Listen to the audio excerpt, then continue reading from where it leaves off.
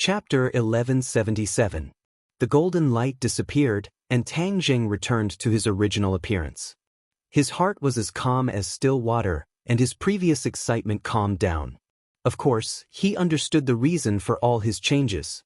His cultivation had previously increased to the second level of the divine transformation realm, and now he had absorbed a large amount of spiritual qi of heaven and earth. His dragon god secret art had naturally broken through. Looking at the seven-clawed little golden dragon in the dragon seal, a smile appeared at the corner of his mouth. The five-clawed golden dragon's voice sounded in his mind, and said in a complicated tone, "You've broken through again. This dragon god secret art seems to be tailor-made for you. You cultivate much faster than us dragons." The five-clawed golden dragon seemed to be particularly confused about this. "It's all thanks to you for teaching me the dragon god secret art." The five-clawed golden dragon snorted, feeling unhappy.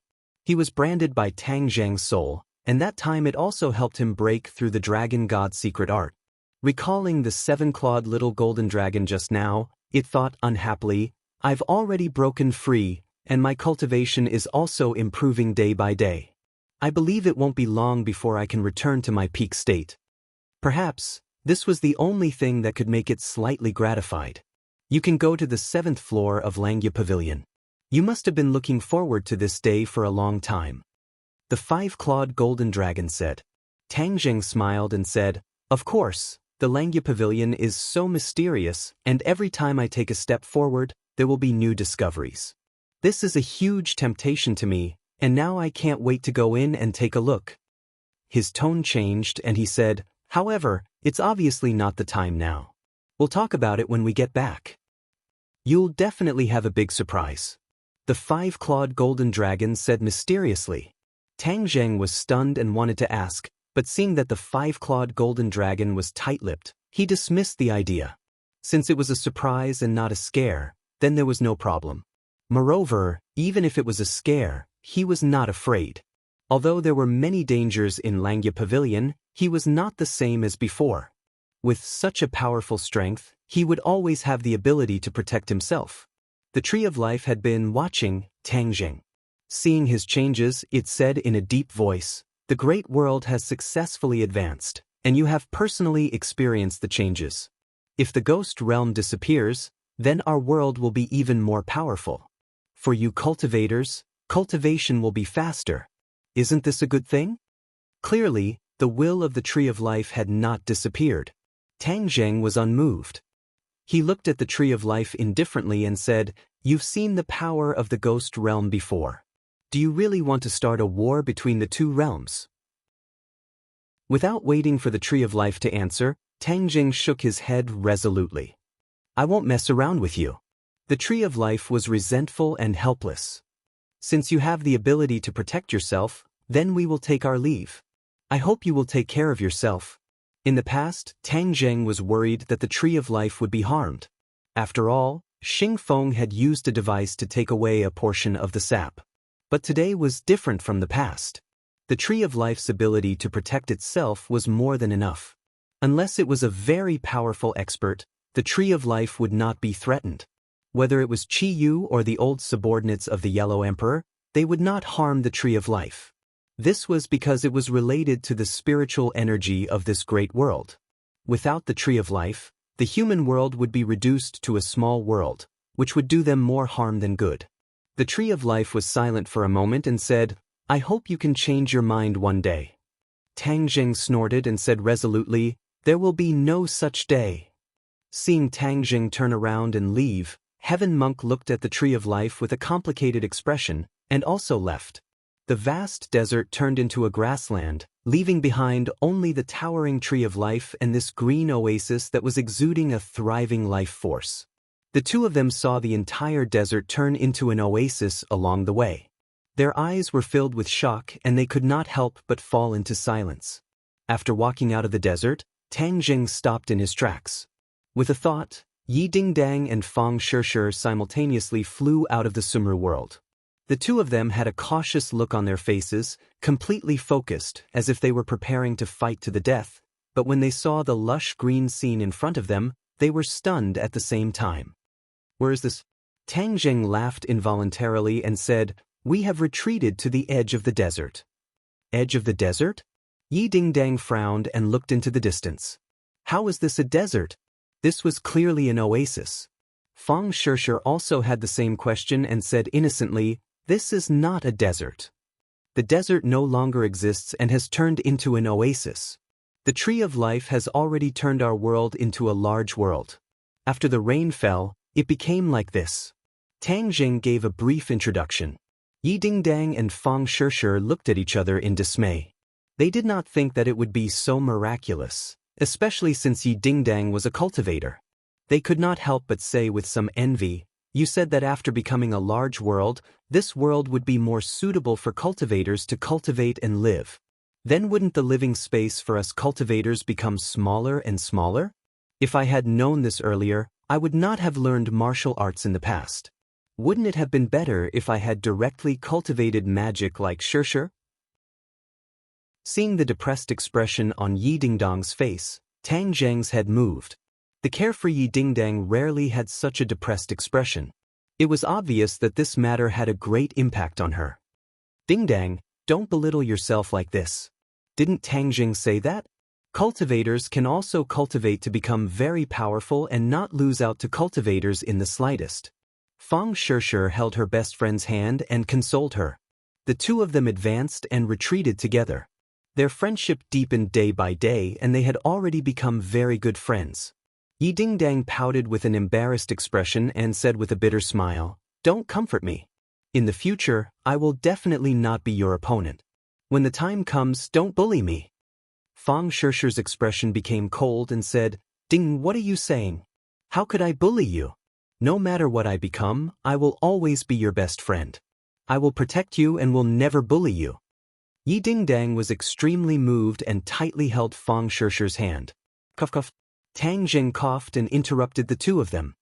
He looked at them and laughed involuntarily, saying, "With a man like me here, who would dare bully you? You are my women. If anyone dares to bully you, I will beat them until their mother can't recognize them." This was the first time Tang Jing had revealed his identity to the two of them at the same time. Fang Shishir was greatly embarrassed and her beautiful face immediately turned red. She punched Tang Jing and said coquettishly, "You're talking nonsense again." Yi Dingdang glared at Tang Jing but was not as coquettish. She stood on the same side as Fang Shishir and said, "He's just so shameless. Let's ignore him." Seeing that Yi Dingdang had finally walked out of her depressed mood, Tang Jing let out a sigh of relief. He secretly noted this matter down in his heart. He had many martial artists by his side. If he could not find a good way out for the martial artists, then it would be very troublesome. The cultivators were getting stronger and stronger. It was already an irreversible situation. However, he had to find a way to make the martial artists stronger as well. Only then could the balance be maintained. Moreover, if the martial artists by his side became stronger, then it would be a great help to him. What about the demons in the end? Fang Shishir raised her head and asked curiously. They all left. However, they took away a portion of the heaven and earth magnetite. Therefore, we have no way to rebuild the stairway to heaven. Tang Jing said disappointedly. Yi Dingdang glared at him and said disappointedly, "We came here with untold hardships, but who would have thought that in the end, it would all be for naught? Chi Yu and those people are too hateful." That's right. Chi Yu took over Song Yu's body and fought with us. In the end, because of Shura, he did not gain any advantage. However, their goal was achieved, so they directly left. What? Chi Yu took over Song Yu's body? Yi Dingdang shouted in shock. Why did Chi Yu take over Song Yu's body? Can't he take over other people's bodies? Yi Dingdang was indignant. She originally thought that she would never see Song Yu's face again. Who would have thought that Chi Yu would take over that body? Wouldn't that mean that she would have to see that face again in the future? Although it was no longer Song Yu, that face had left too many memories in her. Just looking at it made her feel uncomfortable. Chi Yu was forced to take over Song Yu's body. This was not what he wanted. What he wanted the most was my body, but he did not have the ability. Tang Jing explained. If he still wants your body. What wishful thinking. When Yi Dingdang heard this, she suddenly felt that compared to taking over Tang Zheng's body, taking over Song Yu's body seemed to be better. What was done was done. No matter what, she had no choice but to accept this reality. She fiercely said, "You must think of a way to teach Qiyu a lesson in the future." Tang Zheng laughed involuntarily. Only the fearless Yi Dingdang would use "this guy" to describe Qiyu. Other people would never dare to do so. After all, Qiyu's fierce reputation was not something that ordinary people could compare to. It's a pity that my War Soul Sword was taken away by Qiyu. He is really too cunning. Purposely using the sword spirit to fuse with the War Soul Sword is actually burying a nail. Once he summons it, the War Soul Sword will betray him. This was also one of Tang Zheng's biggest regrets. The War Soul Sword had accompanied him all the way and witnessed his growth. It was like an inseparable part of him, but now that it had fallen into Qiyu's hands, it made him feel disappointed and frustrated. The War Soul Sword has also fallen into Qiyu's hands? Yi Dingdang and Fang Shishir exclaimed at the same time. They were very clear on what the War Soul Sword meant to Tang Zheng. "Yeah, but it's not a big deal." Tang Zheng pretended to be carefree and said, "I still have the heaven-shocking bow and the shooting sun arrows." With that thought, he thought about the matter of the artifact spirit. The sword soul and the blade soul could both leave the magic treasure. Could he summon the artifact spirit of the heaven-shocking bow and the shooting sun arrows? Once the artifact spirit was drawn out, the magic treasure's attack power would increase greatly. He urgently needed to increase his fighting strength, so this was a way. However, he could only go back and practice it step by step. Although Tang Zheng was calm on the surface, Fang Shishir and Yi Dingdang were very clear on his true feelings. They secretly made up their minds that they would think of a way to take back the War Soul Sword in the future. Chapter 1178. Tang Zheng's group returned to the capital. Along the way, they saw the changes brought about by the Tree of Life. Ordinary people wouldn't notice much, but they observed in detail and found many clues. The further they went from the Tree of Life, the weaker the miracles brought about by the Tree of Life. However, the vegetation was lush, and the color was much better than before, emitting a kind of spirituality. They even saw some animals in the distance. They were different from ordinary animals, and there was a trace of wisdom in their eyes. Tang Zheng asked Tian Chanzi curiously. Tian Chanzi didn't find it strange and explained that this was a miracle brought about by the outside world. When the rain fell on the divine great land, whether it was plants or animals, once they were nourished by it, the possibility of them becoming spirits increased greatly. Especially many animals and plants that lived in seclusion deep in the mountains and were on the verge of becoming spirits would truly become spirits because of this water. From now on, there would be many more demons on the earth. In the end, Tian Chanzi concluded, this is the outside world. You can slowly experience this new world. There were unknown changes in the world, but for the people in the big city, their lives were still the same. They were not affected by the rain in the slightest. It was just that the air was fresher, and the smog that had plagued the capital for many years had unknowingly disappeared. Looking at the bustling crowd and the crowded streets, Tang Zheng's expression was complicated, and he said meaningfully, "I'm afraid that the peaceful lives of these people will never return."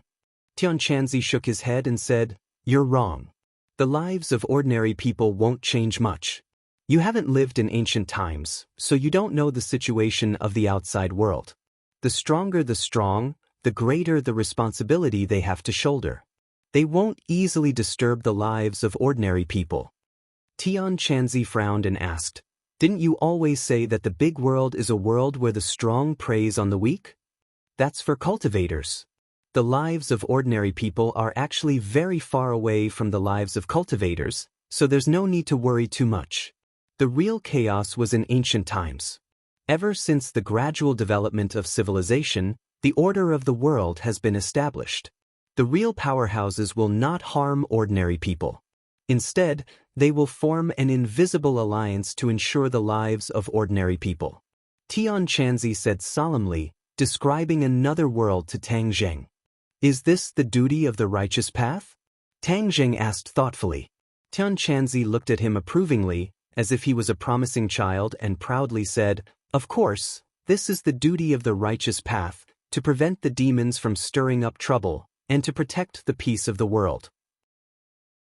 At this moment, Tang Jing couldn't help but have a new understanding of the righteous path. The way the demons did things really made him hate them, especially when they used the mountain river blood sacrifice great array, sacrificing countless lives to achieve their own goals. This kind of ruthless method made Tang Jing tremble in fear, so he naturally didn't have a good impression of them. Yi Dingdang and Fang Shishir looked at Tang Jing with eyes full of love, as well as a strong sense of pride. Without a doubt, the responsibility on the shoulders of the person they loved was not small, but which girl didn't love a matchless hero? The few of them returned to the front of the villa. Someone had already been notified, and many people were waiting at the entrance to welcome them. Other than Wu and Empyrean Fairy, the other women were not at home. Their hearts for work were not weak, so in the middle of the day, they were busy with their own work. Seeing them come back safe and sound, Lan Yu quickly walked over and impatiently welcomed them. After she took the pill, her power increased greatly. She was even more grateful to her son, and missed him even more. She thought about him day and night, unable to sleep. Although they had not seen each other for a short period of 10 days, seeing her son, her feelings immediately surged. She looked at him with burning eyes and said, "You're back."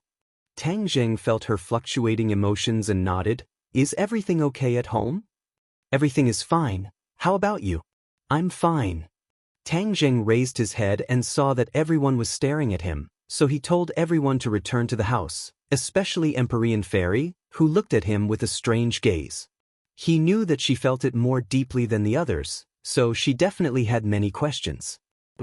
Xiao Bai appeared out of nowhere, and with a flash of white light, it jumped onto Tang Jing's shoulder. It shook its head and kept scratching Tang Jing's hair. Tang Jing laughed involuntarily and patted the back of its head, stopping it from running amok. The Scarlet Lunar Beast and little Yu Yu also walked out at the same time. The father and son were already very close, walking side by side. Their auras were different, especially little Yu Yu, whose body was shining and her eyes were full of energy. It was obvious that her cultivation had increased by a lot. With the help of the Scarlet Lunar Beast, it was natural for little Yu Yu to increase her cultivation. The Scarlet Lunar Beast looked at Tang Jing with a flash of surprise. It could also see that Tang Jing's cultivation had increased, and the aura around his body had changed. It could not help but feel excited. Tang Jing had brought more and more surprises to it, making it difficult for it to digest. Everyone returned to the living room, and the Sorcerer Tribe disciples returned to their posts to be on guard. Now that the various forces were mixed and had become a large world, Tang Jing's protection of this place was even stricter. Naturally, he would not let the Sorcerer Tribe disciples let down their guard. Tang Dehai was resting in another villa, and did not participate in the discussion. Lan Yu, Wu Junshan, Wu, and the Empyrean Fairy focused their attention on Tang Jing's face. The Empyrean Fairy was the first to break the silence. She asked, "Has the Tree of Life succeeded?" Tang Jing nodded without hesitation. He knew that he could not hide it from the Empyrean Fairy. He said truthfully, "Now, our world has been promoted to a large world." Wu Junshan and Lan Yu looked at each other, and a flash of sadness appeared in their eyes. They had been taught about the difference between a large world and a small world. They knew that in a large world, cultivators' cultivation would be twice the result with half the effort, and martial artists would decline. Yidingdong's heart was filled with sorrow as she saw all of this with her eyes. Without leaving a trace, she nudged Tang Jing. Tang Jing was slightly stunned as he also discovered some clues. However, he could not do anything and could only remember it in his heart. The Empyrean Fairy's face flashed with excitement. With her cultivation and temperament, she had already trained herself to be calm, but this time, her heart could not help but stir. "Then, did your mission go smoothly?" the Empyrean Fairy asked curiously. Tang Jing's expression darkened. He shook his head and said, "We failed." "What failed?" The others were shocked and pricked up their ears at the same time. "How is that possible? It really did fail. Chiyu brought the demon race here and fought a great battle with us. They took away more than 10 heaven and earth profound stones, so it is impossible for us to reconstruct the stairway to heaven. Tang Jing explained. Everyone's faces immediately turned pale. This was originally a safety measure left behind, and they did not say that they would use it immediately. However, it was a failure at the last step. In the end, it made everyone feel sad. Seeing that everyone was in low spirits, Tang Jing coughed. He clapped his hands and said encouragingly, "This is only a small hurdle. We can take big strides forward. Although the demon race is strong, we are not without a way to deal with them." But what way? Everyone's interest was aroused. They all raised their heads. On the way back, Tang Jing thought carefully and thought of a way. This method was very risky, but he had no other choice.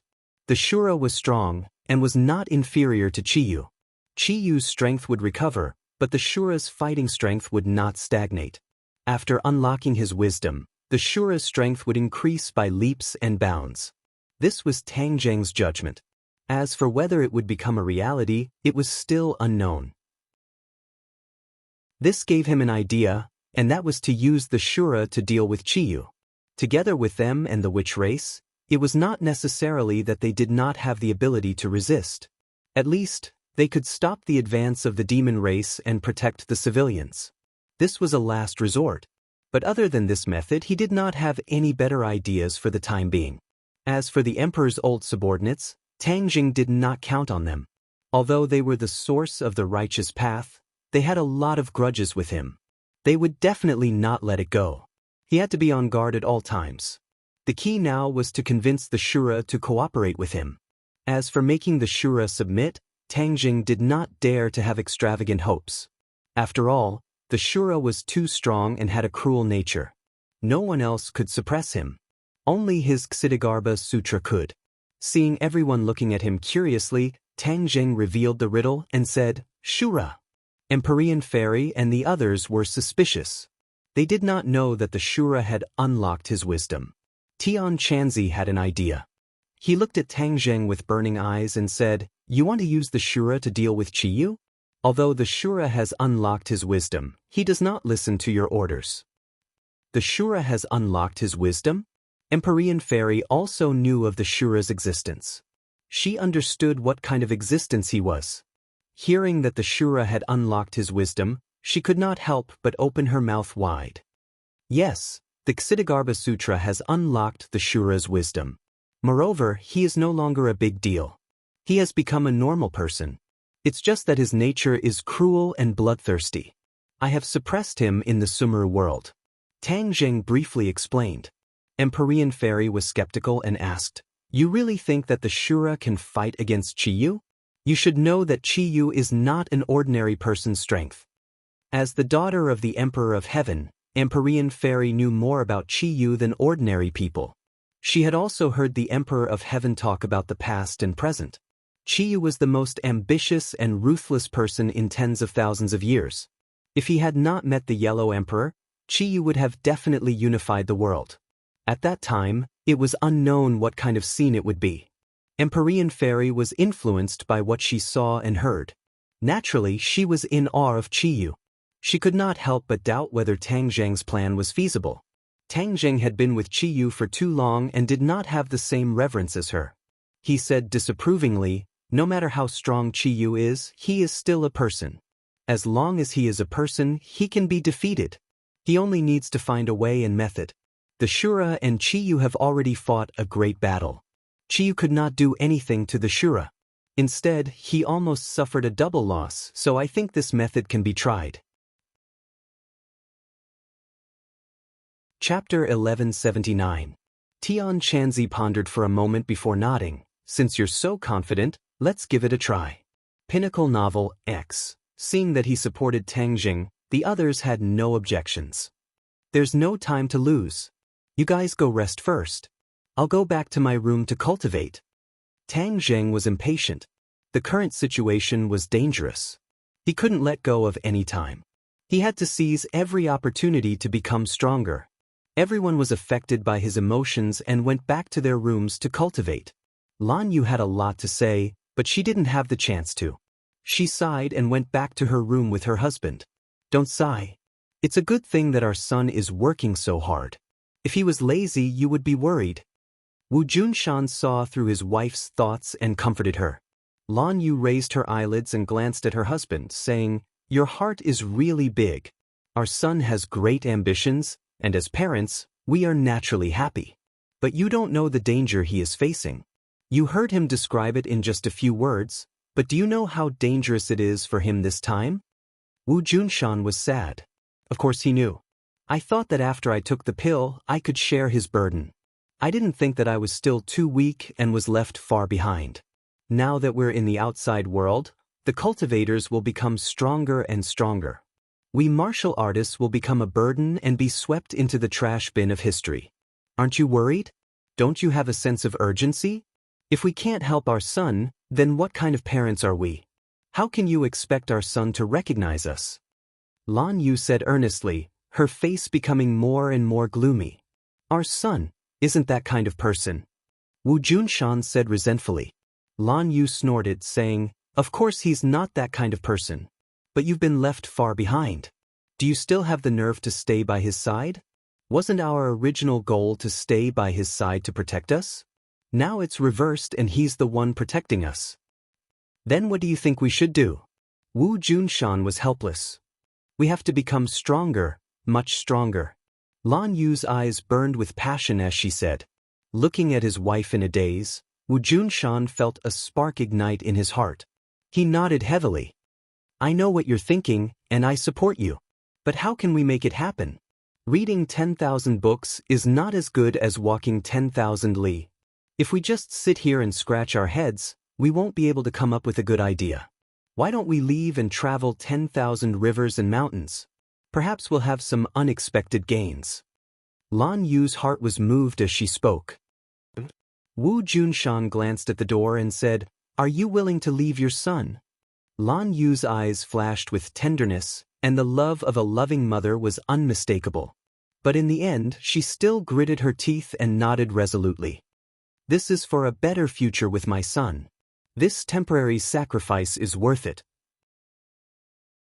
Seeing his wife so resolute, Wu Junshan thought for a while and agreed, "Okay, then we'll leave. We'll definitely come back in the future and reunite with our son." Their eyes silently intertwined with each other, flashing with a resolute light. They were not ordinary people. Since they had decided, they would not hesitate. After leaving behind a letter, the two of them walked out of the room and arrived in front of Tang Zheng's room. After staring at it for a long time, they turned around and left resolutely. The witch clan disciples discovered their whereabouts, but they did not care. After all, they often went out. Tang Zheng did not know that his biological parents had already left home. He probably never would have dreamed that they would make such a choice. In fact, this choice was the result of accumulation over time. It was not surprising. Lan Yu and Wu Junshan had always felt a deep sense of pressure when facing Tang Zheng. It was just that they had always buried it in their hearts and did not reveal it. They had always wanted to help Tang Zheng to make up for their regrets from many years ago. However, Tang Zheng's pace was too fast, far surpassing them. Even if they ran, they would not be able to catch up, so now, not only were they unable to help Tang Zheng, they were gradually becoming a burden. They could not accept this result at all, so they had no choice but to make this choice. If they succeeded, they would have taken a huge step on the road of redeeming this family. If they failed, it was also their choice. They had no regrets. In the room, Tang Zheng sat cross-legged, his mind immersed in the Sumeru world. Xianyin was still behaving like a lunatic. She walked around aimlessly in the vast Sumeru world. The Sumeru world was very large, far larger than the tomb of Qin Shi Huang. That was only a small area. Tang Zheng knew enough about the Sumeru world, so he specially divided it into several areas. Shura and Xianyin were not in the same area, so naturally, there would be no intersection and danger. Previously, he had put Yi Dingdang and Fang Shishir into the Sumeru world without worry, so he placed them in another area, cutting off their contact, so there was no danger at all. Glancing at Xianyin, Tang Zheng shook his head inwardly. Whether this woman was pretending to be crazy or really crazy, she still had a lot of information on her, so Tang Zheng temporarily imprisoned her. No matter what tricks she had up her sleeve, There was nothing she could do. Shura. Tang Zheng's attention shifted to the Azura, and saw that he had already opened his eyes, staring at the void in front of him like a tiger eyeing its prey. At this moment, Tang Zheng's consciousness had entered the Sumeru world, and there was no real person.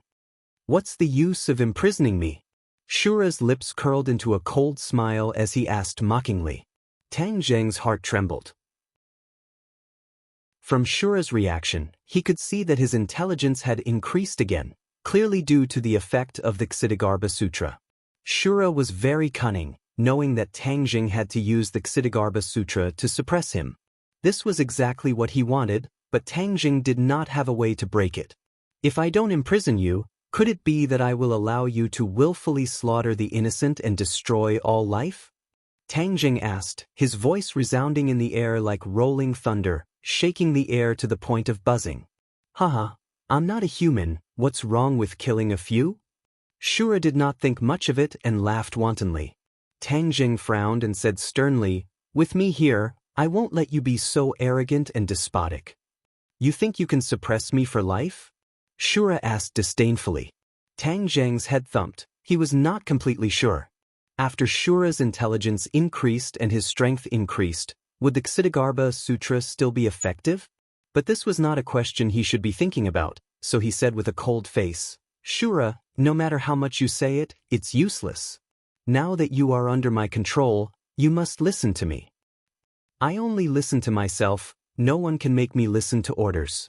Shura raised his head and said arrogantly. Chapter 1180. Hearing Tang Zheng's meaningful words, the Shura snorted disdainfully and said frivolously, then let's see how you're going to make me listen to you. Tang Zheng already had a plan and asked, you want to keep increasing your intelligence, right? The Shura rolled his eyes and muttered, you already know the answer. The way you increase your intelligence is through the Ksitigarbha Sutra, right? The Shura didn't say anything and couldn't be bothered to answer. Tang Zheng didn't get angry and continued to ask, in this world, other than the Dizang of Goguryeo, I'm the only one who knows the Ksitigarbha Sutra. If I don't cooperate with you, do you think your intelligence will increase rapidly? The Shura's eyes suddenly widened and said, what can I do if you don't cooperate? If you have the ability to suppress me without using the Ksitigarbha Sutra, then see what I'll do? Ha! Tang Zheng didn't answer and instead laughed loudly. This laughter made the Shura panic and he asked suspiciously, what are you laughing at? I'm laughing at how stupid you are.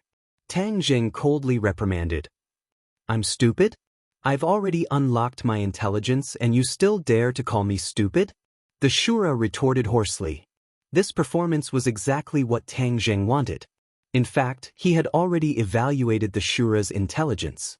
In the desert, the Shura's intelligence had just been unlocked and wasn't high, equivalent to a kindergarten child. Later on, after being suppressed by the Ksitigarbha Sutra, his intelligence increased by a lot and was now equivalent to a primary school student. The difference between him and Tang Zheng was like heaven and earth.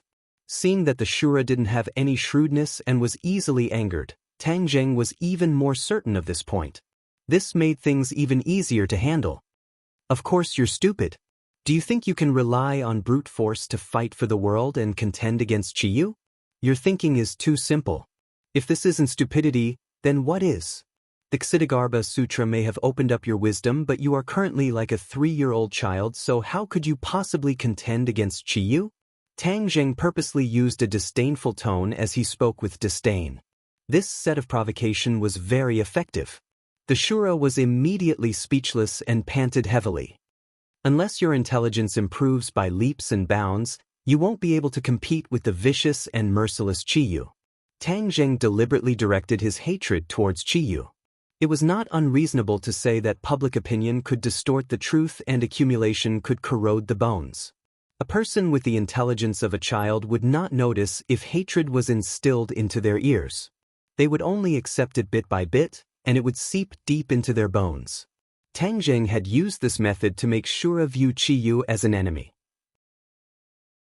Even if he couldn't win Shura's heart, he would still plant hatred for Chiyu in Shura's heart. Moreover, the two of them had already experienced a life and death battle, which only deepened the Shura's hatred. This was a method he had no choice but to use.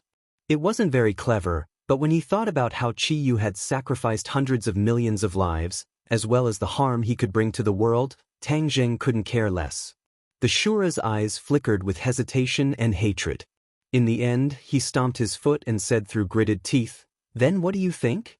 This method of implanting hatred had worked. "I'll continuously use the Ksitigarbha Sutra to increase your intelligence so that you'll have a way to contend against Chi-Yu in the future." The Shura's eyes lit up and he nodded. This is a good idea. In fact, he knew that he was mentally deficient, which was why he was so excited. He knew exactly how useful the Ksitigarbha Sutra was to him. Apart from Tang Zheng, he really had no other way. There's no free lunch in this world. Everything has a price. In exchange, you must listen to my orders. Tang Zheng added, pouring cold water on the Shura. The Shura flew into a rage. "You're still giving up and want me to listen to you." Tang Zheng remained unmoved and said indifferently, "Whether you agree or not is up to you. In any case, I've already told you the way, but time waits for no one. If your intelligence increases, your cultivation will increase even faster. Chi-Yu is not an ordinary person. If you wait for him to leave you far behind, then you will never be able to catch up to him and you will completely lose your chance." In the face of Tang Zheng's fanning the flames, the Shura fell into silence. Tang Zheng was not in a hurry to avoid being seen through by the other party. He deliberately played it down and said, "Think about it yourself. I'll wait for your answer." With that, his consciousness left Sumeru world, leaving the Shura to think by himself. Bang bang bang. A series of strong knocks on the door rang out. Marshall's voice came in. Tang Zheng quickly opened the door. "Master and mistress are gone." "What?"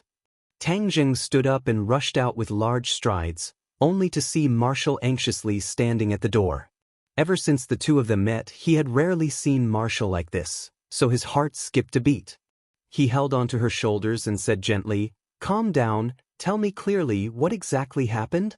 Marshall said anxiously, "Just now, I went to find master and mistress, but there was no response after knocking on the door for a long time.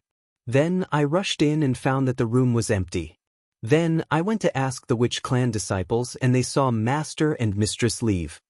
Tang Zheng did not notice anything unusual and asked, "What's so strange about that? They are adults now, so they must have gone out by themselves. They will come back, so there's no need to make a fuss." "I think so too, but when I called master and mistress, their phones were turned off. It was as if they had disappeared." Tang Zheng explained. Marshall stubbornly shook his head. "No, that's not right. I feel very bad this time. Something must have happened." Seeing how persistent Marshall was, Tang Zheng patted her shoulder and said, "They are not ordinary people. Their martial arts have reached perfection. How could ordinary people be their match? If it was before, I would definitely not be worried. But now that there are strong enemies everywhere and such powerful cultivators have appeared, I can't help but worry. Moreover, all of this is too abnormal." Marshall insisted. Seeing how persistent Marshall was, Tang Zheng's head sank. He knew that she was not an unreasonable person and said in a deep voice, "Then let's go to their room and see if there are any clues." The capital was indeed not peaceful. Although Lan Yu and Wu Junshan's strength was not shallow, it was different from the past. What if others could not deal with Tang Zheng and came to deal with them? After all, they were his biological parents. Moreover, the chief had a grudge with them, so he had to be on guard. Wu Lu was at a loss as he followed beside Tang Zheng, firmly holding onto his hand. The others heard the commotion and walked out one after another. After hearing the whole story, Fang Shishir comforted him, "Marshall, don't worry. Uncle and Auntie are both experts. Moreover, the heavens help the worthy. Nothing will happen to them." Marshall's face was ugly as he shook his head bitterly, not knowing how to reply. Everyone came to a villa next door. Wu Junshan, his wife and Tang Dahai all lived in this villa and were neighbors with Tang Zheng and the others. This was to give Tang Zheng and the others some space. Tang Dahai had also heard the commotion. Seeing Tang Zheng come in, he hurriedly walked over and grabbed Tang Zheng's other hand. He said earnestly, "Little Zheng, they are your parents. You must find them and ensure that they are safe." Tang Dehai and Wu Junshan got along very well. One was his biological parents, while the other was the person who raised Tang Zheng with a handful of shit and urine. Because of the bond of Tang Zheng, the two sides were tightly tied together and had a natural sense of intimacy. Looking at his grandfather's anxious eyes, Tang Zheng supported him and comforted him. "Grandfather, don't worry. With me here, nothing will happen to them." Tang Dehai heaved a sigh of relief and looked at his grandson with gratification, saying, "With your words, I am relieved. They are all good people and have always cared about you. If they hear your words, they will definitely be very happy." Tang Zheng's heart moved. He had already decided to ease his relationship with his biological parents. It was just that he had been running around and did not have the time to do so in his daily life. Creak. The door opened, and Tang Zheng walked in with large strides. Sweeping his eyes around, he saw that their bedroom was very simple, but it did not lose its warmth. This was a bedroom that Lan Yu had specially decorated. It was less graceful and luxurious, but had more of a rural coziness. He walked in and glanced around. It was as if he could breathe in their air. This was the smell of kinship, causing his heart to tremble slightly. What is this?" Yi Dingdang mischievously walked around the room and found an envelope on a small desk in the corner. The words, "To Tang Zheng," were written on it. "Tang Zheng, this is for you." Yi Dingdang handed the letter to Tang Zheng. Tang Zheng took it in surprise and glanced at it. It was Lan Yu's handwriting, graceful, but with a sense of power. The words were like the person, leaving a deep impression. The attention of the others was attracted and they all stared at the envelope. Tang Zheng opened the envelope. There was only a thin piece of paper with densely packed words on it. The others wanted to see what was written on it, but when they saw Tang Zheng's eyes fall on the letter and his expression change, they understood that there was a change in the situation. When Tang Zheng finished reading, they all asked with concern, "What is written on it?" "They have left," Tang Zheng said with a complicated expression. There were too many emotions between his eyebrows. For a moment, it was difficult to describe clearly. "Left?" Wu was shocked. "Why would they leave? They are living well here. Moreover, you are still here. How could they be willing to leave?" Wu understood his master and master's wife very well. They could sacrifice their lives for Tang Zheng, so how could they be willing to leave him? This did not make sense. But after Tang Zheng read the letter, he understood the cause and effect. He also somewhat understood the two of them. "Take a look for yourselves." Tang Zheng passed the letter to Wu, and the others surrounded him. Pairs of eyes curiously stared at the letter, and gradually, shock and confusion appeared on their faces. Tang Dehai did not join in the fun to read the letter. Instead, he looked at Tang Zheng with a burning gaze. He and his grandson had been together day and night for more than 10 years. They relied on each other for survival. He knew Tang Zheng very well. From his reaction, he could see some clues. "They left because of you?" Tang Dehai sighed and asked faintly. Tang Zheng nodded bitterly and said, "I didn't expect that I would give them so much trouble." Chapter 1181. Hearing his grandfather talk about his daily life, the image of Wu Junshan and Lan Yu couldn't help but fill up in his heart, becoming clearer and more vivid. Among them, their meticulous care for his grandfather made Tang Zheng feel ashamed of his inferiority. This was his matter, he did not do it, but they did it for him. Ever since he embarked on the path of a cultivator, the time he spent with his grandfather became less and less. If not for the two of them accompanying his grandfather would definitely not be so happy. After all, the capital was a completely unfamiliar environment. Without his old friends and without Tang Zheng by his side, he would definitely be very lonely. Tang Zheng blamed himself, looking at his grandfather with an incomparably complicated expression. He sincerely said, "Grandfather, I did not do well enough." Tang Dehai kindly smiled and interrupted Tang Zheng's words, patting Tang Zheng's head like when he was young. However, he was already shorter than Tang Zheng, so he could not pat his head like when he was young. He could only touch his temples. "Little Zheng, there is something I have always wanted to say. Even though they made a mistake in the past, how can a person never make a mistake forever? Knowing one's mistake and being able to change is the greatest virtue. The old ancestors' words are reasonable, so you should forgive them, Tang Dehai earnestly advised. Tang Zheng's eyes turned red as he heavily nodded his head. Yes, grandfather, I have already decided to forgive them and ease the relationship.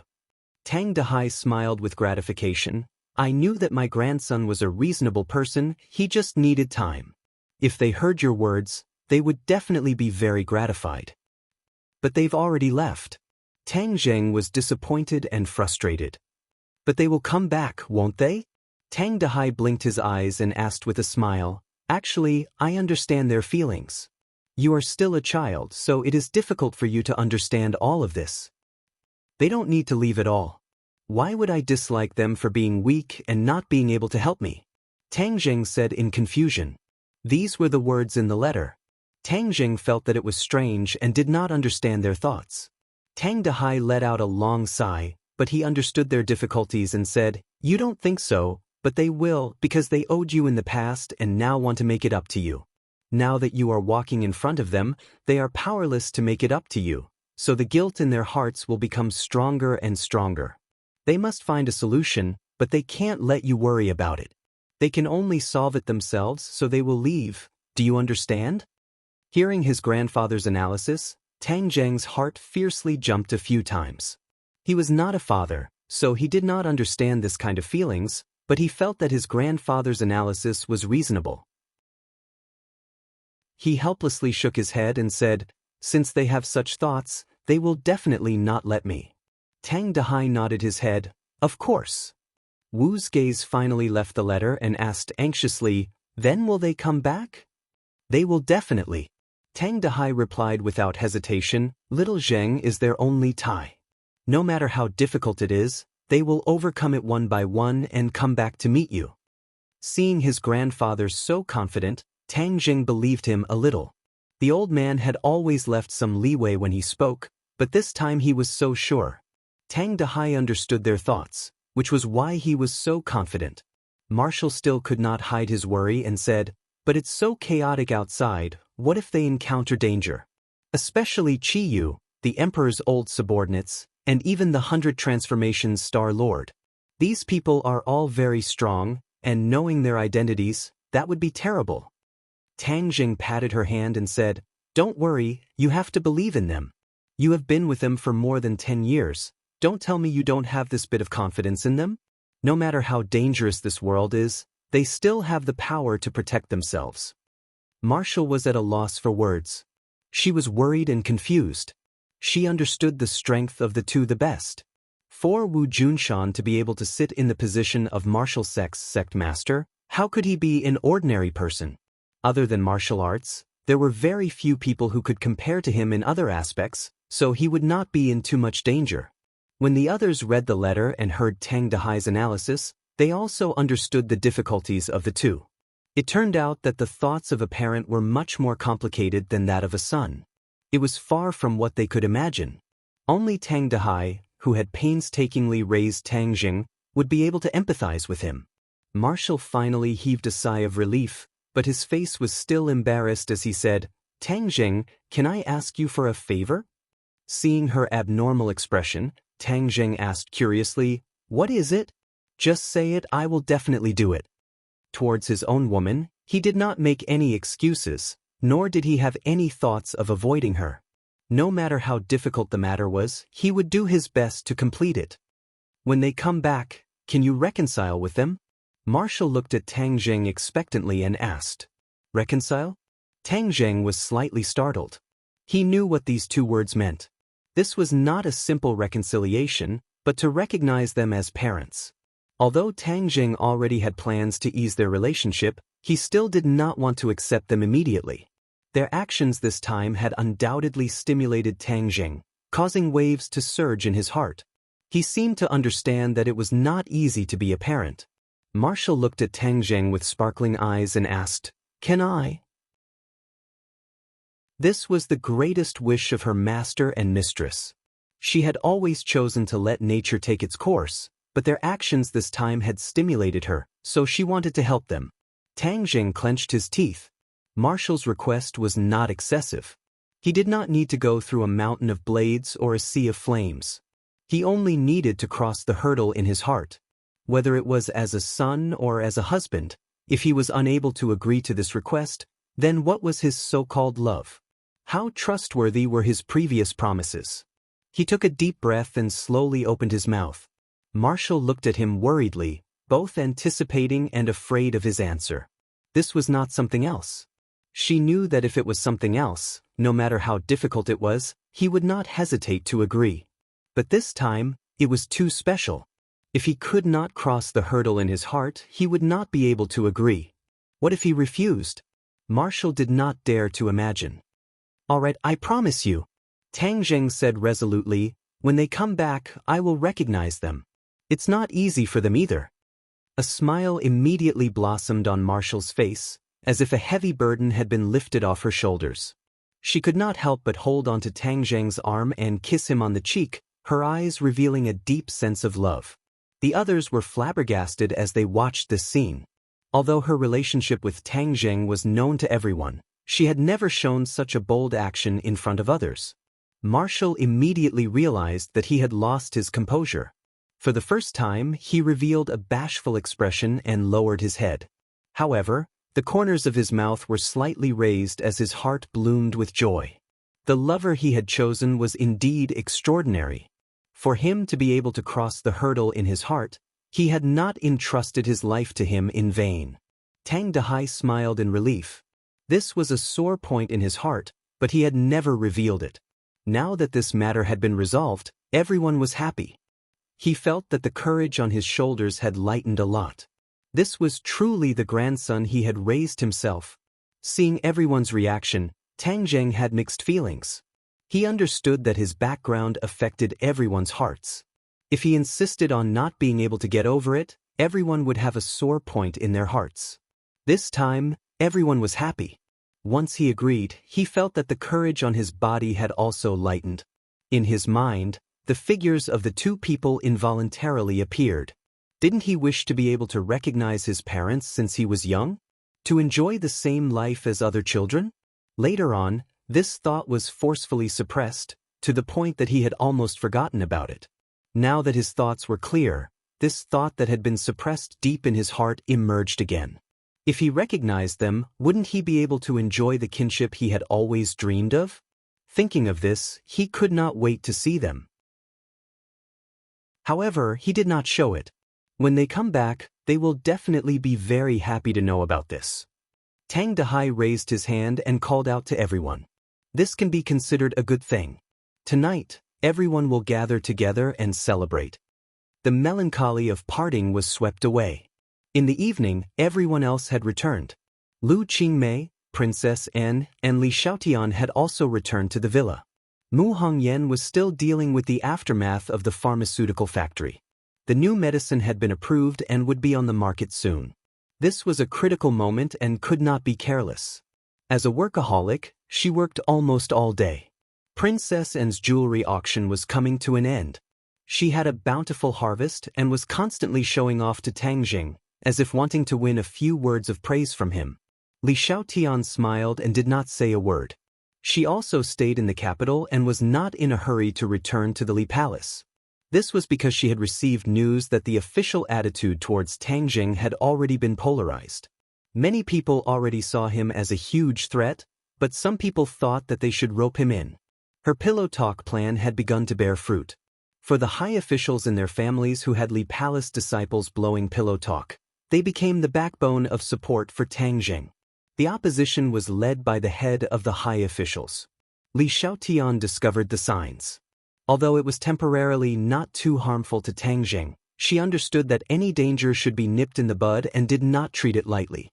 Instead, she stayed in the capital and contacted the Li Palace disciples, thinking of ways to resolve this crisis. Tang Zheng did not know about this matter. Seeing that she did not leave, he did not think too much about it. After the meal, everyone returned to their rooms. Looking at the back of Wu Jin, Tang Zheng's heart moved. He quietly followed her in without a trace and spent the entire night comforting her. The other women saw this and looked at each other in dismay. However, they turned their heads and pretended not to see. The relationship between them was becoming more and more transparent. Everyone was well aware that only the last layer of window paper was left. They carefully maintained it and did not poke the window paper to avoid embarrassment. Chapter 1182. The next day, everyone went back to their own lives. Yi Dingdang and Fang Shishir went back to school. Tang Jing skipped school again and stayed at home to practice. Now that time was tight, he couldn't waste any more time. He had to race against time to practice. Alone, he sat quietly in the room. When his mind sank into Sumeru world, Shura impatiently shouted, "Tang Jing, I promise you." Tang Jing wasn't surprised at all. Shura wasn't stupid. His suggestion was the most beneficial to him. Then immediately use the Ksitigarbha Sutra and help me increase my intelligence. Shura impatiently urged. Tang Jing calmly said, "This isn't something that can be done overnight. Moreover, words are no guarantee. If you promise me now, what if you go back on your word in the future?" Shura flew into a rage. He raised his head and hatefully stared at the empty space in front of him and said, "You're going back on your word. Why do you say that? Words are no guarantee. You can go back on your word at any time. How can I promise you?" Shura breathed out heavily. After a moment of silence, he asked, "Then what do you want?" "Let me plant a soul imprint on you, then I can lend you a hand." Tang Jing was very clear on the power of a soul brand. If he didn't place a soul brand on the 5-clawed golden dragon, he wouldn't have stayed by his side. Shura was a powerful helper. If he could use the same method to keep him by his side, it would be a great help.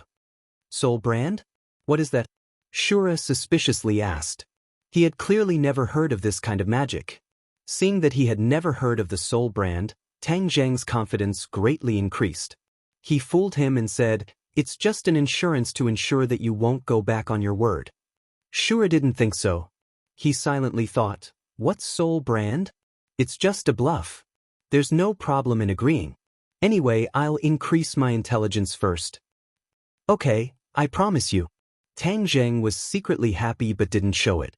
He calmly said, "Then relax. It'll be done soon." Shura snorted disdainfully and curled his lips. He didn't take him seriously at all. Suddenly, a bright light flashed and entered his brain. He cried out in alarm and felt a sharp pain, but it immediately disappeared without a trace. It was like a dream. "What did you do?" The Azura was furious. "It's done," Tang Jing said faintly. Shura opened his eyes wide and checked his whole body. He didn't find anything strange. Only then did he let out a sigh of relief with lingering fear. He coldly snorted and said, "Now you can continue to fulfill your promise, right?" "Of course." Tang Jing's lips curled into a smile, but Shura couldn't see it. He did not expect the Shura to agree so readily. It seemed that tricking him was easier than tricking the 5-clawed golden dragon. You're just lying to him. He's retarded." The 5-clawed golden dragon was indignant. "Retard? Will he admit that he is mentally retarded?"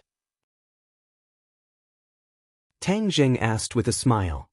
"Another person has boarded your pirate ship." The 5-clawed golden dragon let out a long sigh and said with sorrow. Tang Jing did not comment. He began to recite the Ksitigarbha Sutra. His loud voice surrounded the Azura.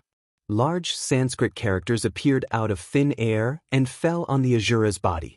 It was as if he was wearing a layer of golden kasaya.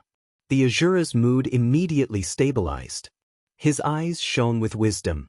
This time, the Ksitigarbha Sutra's effect was very obvious. Even an outsider like Tang Jing could see the clues. The Ksitigarbha Sutra is really extraordinary. The Dizang of Goguryeo told me to comprehend the Ksitigarbha Sutra. Its supernatural powers are not limited to this. It seems that I really have to comprehend it and not just use it as a means to suppress the Azura. He continued to recite the Ksitigarbha Sutra several times. The Azura's body was completely wrapped in golden light. Only then did he stop and withdraw his consciousness from Sumi world. However, he did not notice that in another place in Sumi world, after hearing the Ksitigarbha Sutra, Xuannin's eyes also changed. Her originally dazed expression became extraordinarily peaceful. 5-clawed golden dragon, I have already cultivated to the 7th level of the dragon god technique. I am going to Langya Pavilion now. Do you have anything to say? Tang Jing asked. The 7th level, hee, you can explore it yourself. The 5-clawed golden dragon smiled mysteriously. He still did not reveal anything. Tang Jing shook his head. The 5-clawed golden dragon's mouth was tight. He could do nothing. With a thought, the dragon's seal flashed and he arrived at Langya Pavilion.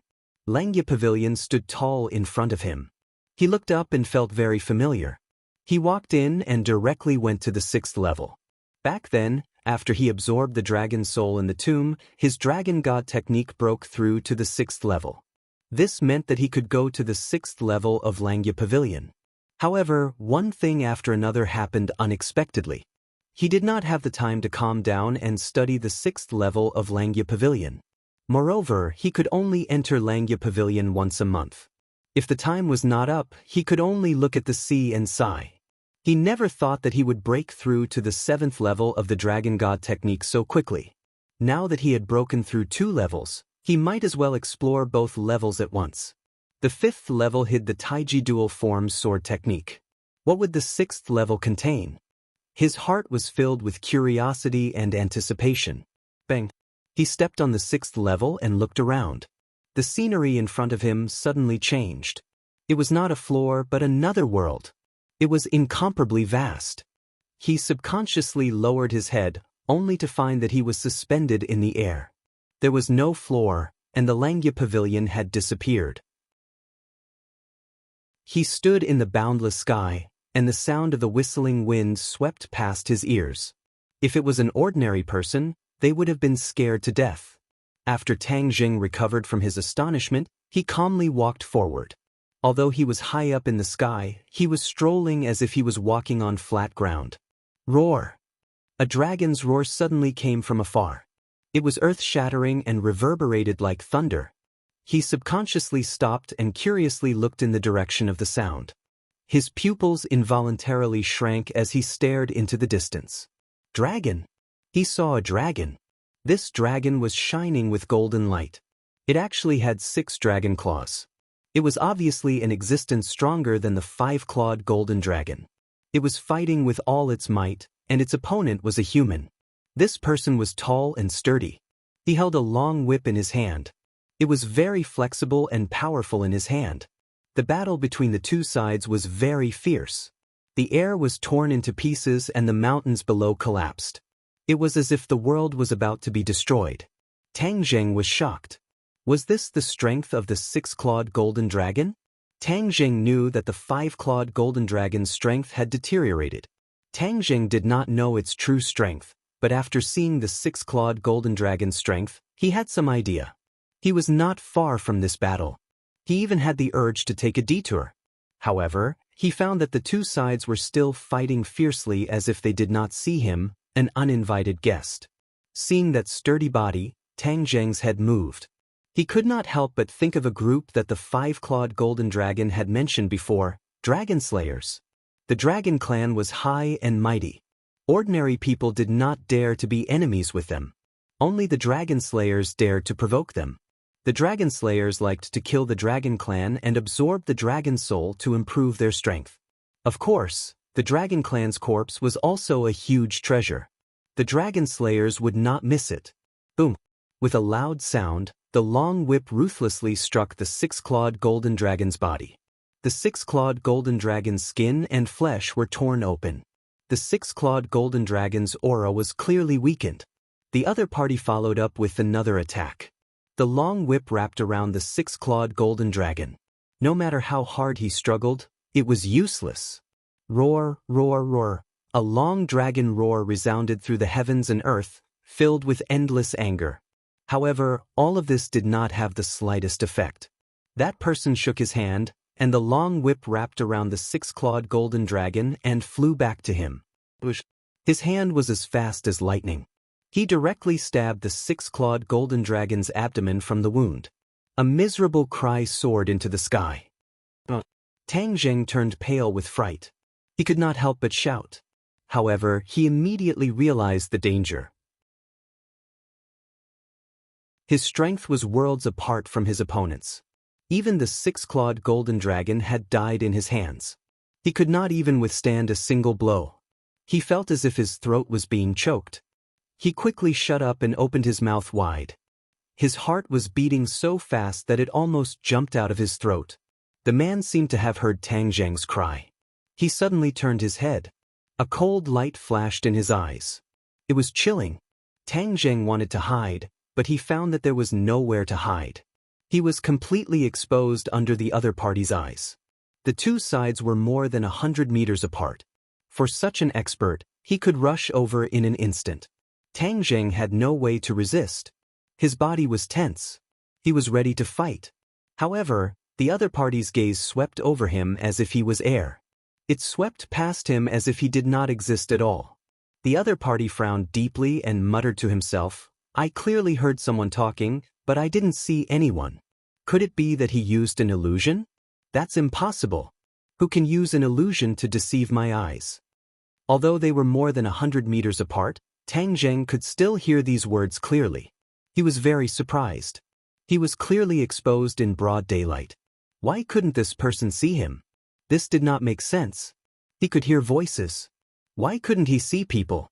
That's right. This was the 6th floor of Langya Pavilion. Could it be that this was not real but an illusion? If it was an illusion, why could the other party hear his voice? This did not make sense. He widened his eyes and stared straight into the other party's eyes. He found that the other party was at a loss and was not focused on him. This meant that the other party was not bluffing. He really could not see him. Moreover, the other party did not need to bluff because Tang Zheng was much weaker than him. The other party's eyes were full of suspicion. However, after scanning for a long time, he did not find any clues. He had no choice but to give up and focus on the 6-clawed golden dragon. The dragon's golden core had been taken out. The 6-clawed golden dragon's head was drooping. It had completely lost its vitality. The man opened his hands and there was a jade bottle in his hand. He chanted and the jade bottle shone. A huge stream of dragon energy was emitted from the 6-clawed golden dragon's body. Tang Zheng's eyes widened. He exclaimed in his heart, "Dragon Soul." Chapter 1183. Tang Zheng had seen the dragon soul in the dragon graveyard, and he had even absorbed it himself, so he clearly knew the magical effects of the dragon soul. Top greater than equal to point greater than equal to small greater than equal to say, X. From this series of actions, Tang Zheng could be 100% sure that this person was the legendary Dragon Slayer. He did not expect to see the Dragon Slayer in Langya Pavilion. Watching the dragon soul being absorbed by the jade bottle, Tang Zheng could do nothing. When the other party took away the corpse of the 6-clawed golden dragon, only the two of them were left in the sky. That person turned his head again, and his figure flashed to Tang Zheng's side. His eyes were like a scanner, sweeping across the space in front of him, and his gaze once again swept past Tang Zheng's body. Tang Zheng did not dare to breathe too loudly. He was sure that the other party could not see him, but if he made too much noise, the other party could hear him. This was very strange, but it also made him have no choice but to be careful and not act rashly. It seems that I really misheard. I was just scaring myself. Where is the other party? The dragons in this space have been slaughtered, and the last dragon has also entered my bag. It seems that I have to go to another world.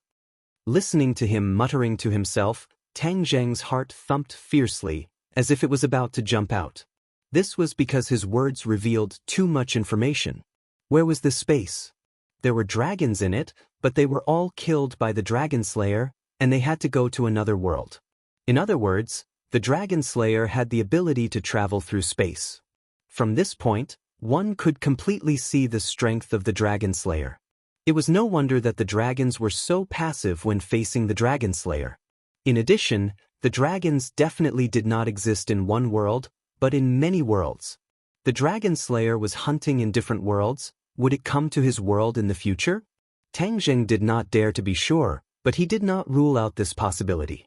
The Dragon Slayer soared into the sky, and the long whip in his hand shook. With a swoosh, a crack seemed to have been torn open in the sky. It was pitch black, and nothing could be seen. This was obviously a spatial door.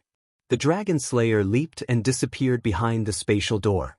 Then, The air fluctuated violently and the spatial door disappeared. Everything returned to normal. The scene in front of him became illusory. Before Tang Zheng could figure it out, he found that he had already left that world and returned to Langya Pavilion. Tang Zheng deeply wrinkled his eyebrows, unable to figure it out no matter how he thought about it. However, his gaze was immediately attracted by another scene. A white-haired old man stood quietly in front of him, but he didn't notice him at all. Shocked, he subconsciously took a step back and asked in panic, "Who are you?" The old man had a benevolent expression as he extended his hand. Tang Zheng subconsciously wanted to dodge, but he discovered that in front of the old man, there was no possibility of dodging at all. The speed of that hand was extremely slow, but he could only watch helplessly. Finally, the hand extended a finger and tapped on the dragon mark on Tang Zheng's forehead. A brilliant golden light erupted. A piercing pain caused him to have a splitting headache. He subconsciously closed his eyes, but the pain immediately disappeared without a trace. He immediately opened his eyes and found that the scene in front of him had changed. It was no longer the rigid Langya Pavilion, but had become a picturesque scene of mountains and rivers. It was wonderful and magnificent. This was a world like paradise. In any case, with Tang Zheng's knowledge, he had never heard of such a place in his world that showed another world. A dragon's roar sounded, and Tang Zheng trembled all over. He hurriedly looked up and saw a few glittering golden dragons flying in the sky in the distance. They shook their heads and wagged their tails, looking very satisfied.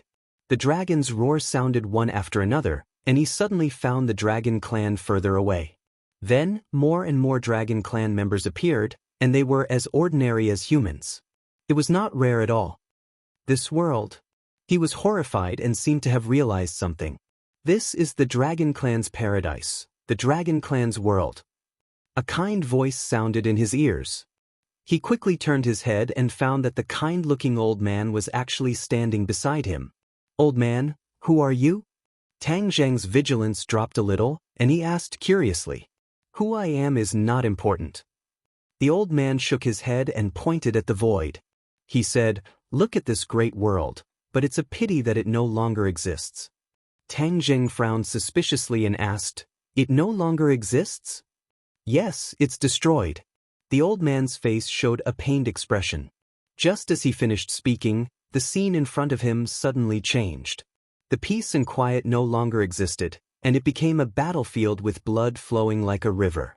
There were many Dragon Clan corpses on the ground. In addition, the Dragon Clan was fighting with a group of people in the sky. The sound of killing shook the sky, and the dragon's roar reverberated through the earth, making people tremble in fear. "This is..."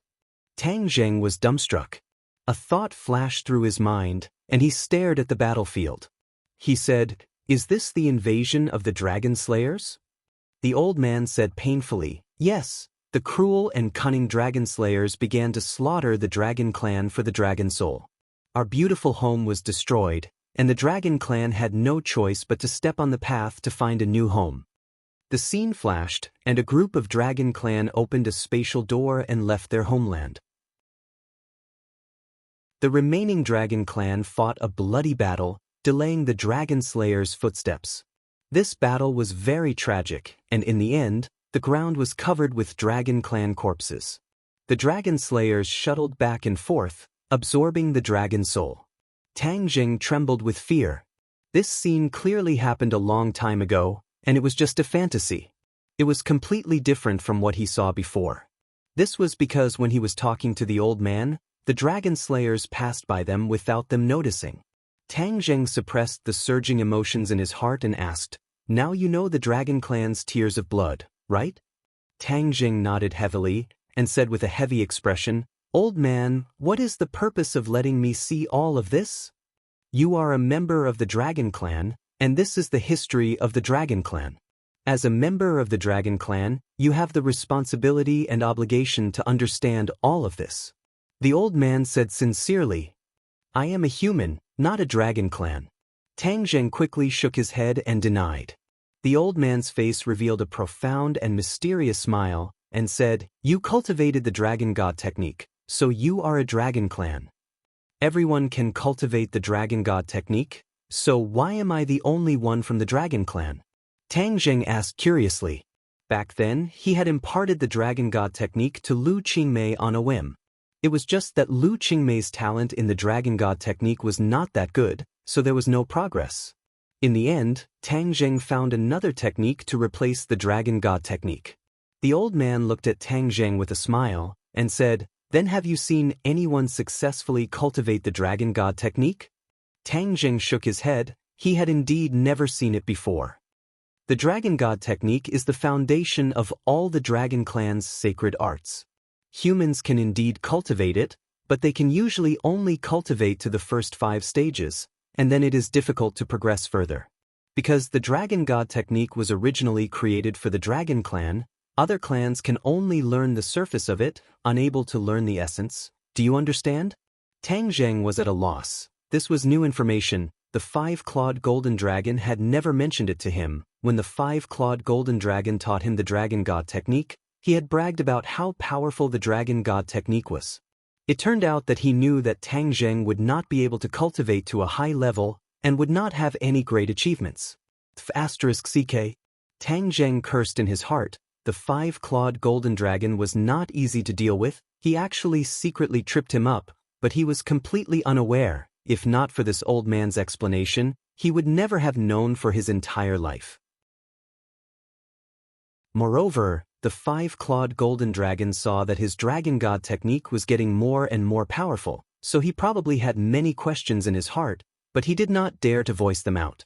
Humph, wait until I get out of here. I will definitely find him to settle this debt. Tang Jing clenched his teeth. The old man did not know what Tang Jing was thinking, and continued to say, "You can cultivate to the 7th stage of the dragon god technique. Do you still think you are a human?" "Should be," Tang Jing said hesitantly. The old man revealed a smile and said, "Let me tell you one thing. Since the beginning of time, other than the dragon clan, no other clans have cultivated to the 6th stage of the dragon god technique. Do you still not understand?" Tang Jing secretly sighed and said, "You just want to convince me that I am not a human, right?"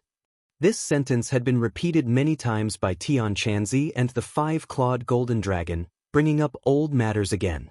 Tang Jing speechlessly rolled his eyes. He had lived for almost 20 years. If he was not a human, then what was he?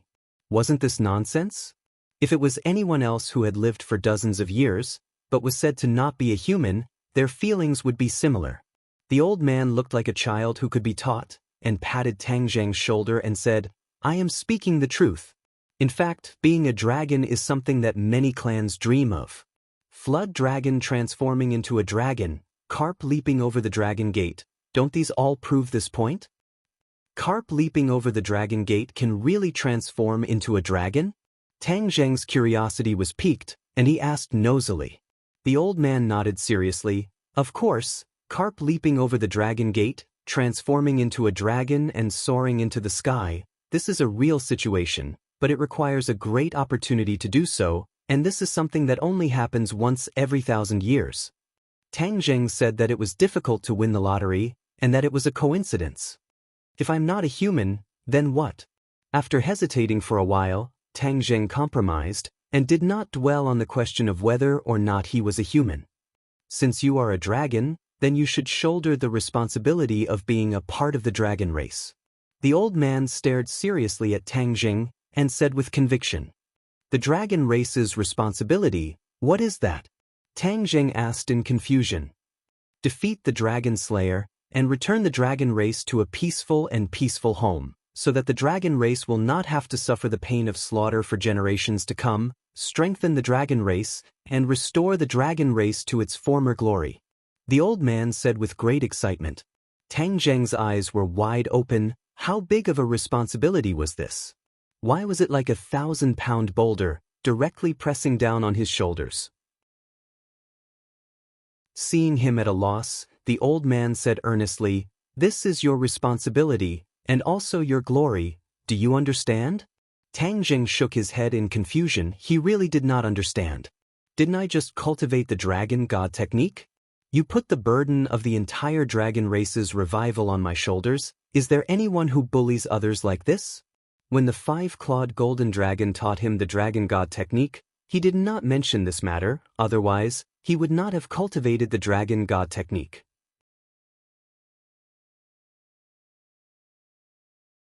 Chapter 1184. Seeing Tang Jing shake his head blankly, the old man did not reveal any disappointment. Instead, he said earnestly, "I understand that it is difficult for you to accept this reality, but you have no way to escape." "What if I don't agree?" Tang Jing pondered for a moment and asked in a deep voice. "You will agree." The old man was confident as he stared straight at Tang Jing. Tang Jing disagreed and retorted, "I will make the decision on my own matters, you can't make the decision for me." The old man was not angry, but looked at Tang Jing with interest and said, "You are already a member of the dragon race. Do you think that after the dragon slayer sees you, he will let you go?" Tang Jing was shocked. He had never thought about this question. Now that it was pointed out, he immediately realized the huge danger hidden within. He did not compromise and argued, "I don't have the appearance of a dragon race. How could the dragon slayer discover me?" "Do you think that the dragon race only has the appearance of a dragon race? Don't you see that I don't look like a human? The dragon race is different. They have dragon chi, especially the dragon soul, that is a lifetime imprint. How can they escape the eyes of the dragon slayer?" The old man's powerful question made Tang Jing speechless. After hesitating for a while, he mumbled, "But I don't have a dragon soul." "You will have a dragon soul, there is no doubt about that. It is only a matter of time." Tang Jing was startled. He understood that if he continued to cultivate the dragon god method, then he would cultivate a dragon soul in the future and become a target for the dragon slayer to recognize. Could it be that he had to give up on the dragon god method? The old man seemed to have seen through Tang Jing's thoughts and asked, "You want to give up on the dragon god method?" Tang Jing was shocked. The other party was like a roundworm in his stomach. Nothing could be hidden from him. The old man shook his head. "It's too late. You have already cultivated to the 7th stage. Condensing a dragon soul is only a matter of time. Actually, even without a dragon soul, you are still a dragon race, and you still can't escape the eyes of the dragon slayer. Why don't you work hard to cultivate and increase your cultivation? In the future, you can fight against the dragon slayers and defeat them. That's the way of the king." Hearing the old man's bewitching words, Tang Jing was a little tempted. However, when he recalled how powerful that dragon slayer was, his heart trembled and he couldn't help but have some thoughts of retreating. "Tang Jing, how can you have such thoughts? Where did you go when you were so fearless in the past? So what if he was a dragon slayer? As long as you become stronger, you can definitely defeat them." A voice rang out in Tang Jing's mind, encouraging him.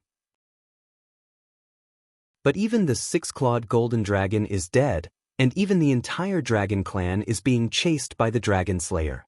How can you possibly be a match for the dragon slayer?" Another voice retorted. These words put Tang Jing in a dilemma. The strength of the dragon slayers was beyond doubt, and they were far stronger than Tang Jing. However, the unyielding will in his heart was restless, and he was unwilling to admit defeat just like that. Although the 5-clawed golden dragon had tricked him, he had also gained a lot of benefits from the Langya Pavilion. Just this friendship alone made it impossible for him to stay out of it. The old man looked at Tang Jing, whose expression was constantly changing, but he was not in a hurry to force him. He only looked at him expectantly. Tang Jing finally raised his head and said, "If I agree to you, how can I defeat the dragon slayer?" The old man's lips curled into a smile, with an expression that said, "I knew you would agree." He said, "As long as you cultivate the dragon soul, then you will have the qualifications to fight against the dragon slayer." "Dragon soul? It has such a big effect?" Tang Jing asked in surprise. He had seen a dragon soul before, and it was just like a human soul. There was nothing magical about it. Humans are called humans when they have a soul. Otherwise, they are just walking corpses. The dragon clan is the same. Without a dragon soul, they will always be weak. Only by cultivating a dragon soul can they truly open the path to becoming strong. The old man explained. Tang Jing nodded thoughtfully. This sentence was not without reason. But how do I cultivate a dragon soul? Or, what level of the dragon god technique must be cultivated to in order to cultivate a dragon soul? There is no specific number. It depends on one's luck. The old man said. Tang Jing made an "oh" sound and was a little disappointed. In other words, the dragon soul was ethereal. If he wanted to cultivate a dragon soul and fight against the dragon slayer, it would not be something that could be done overnight.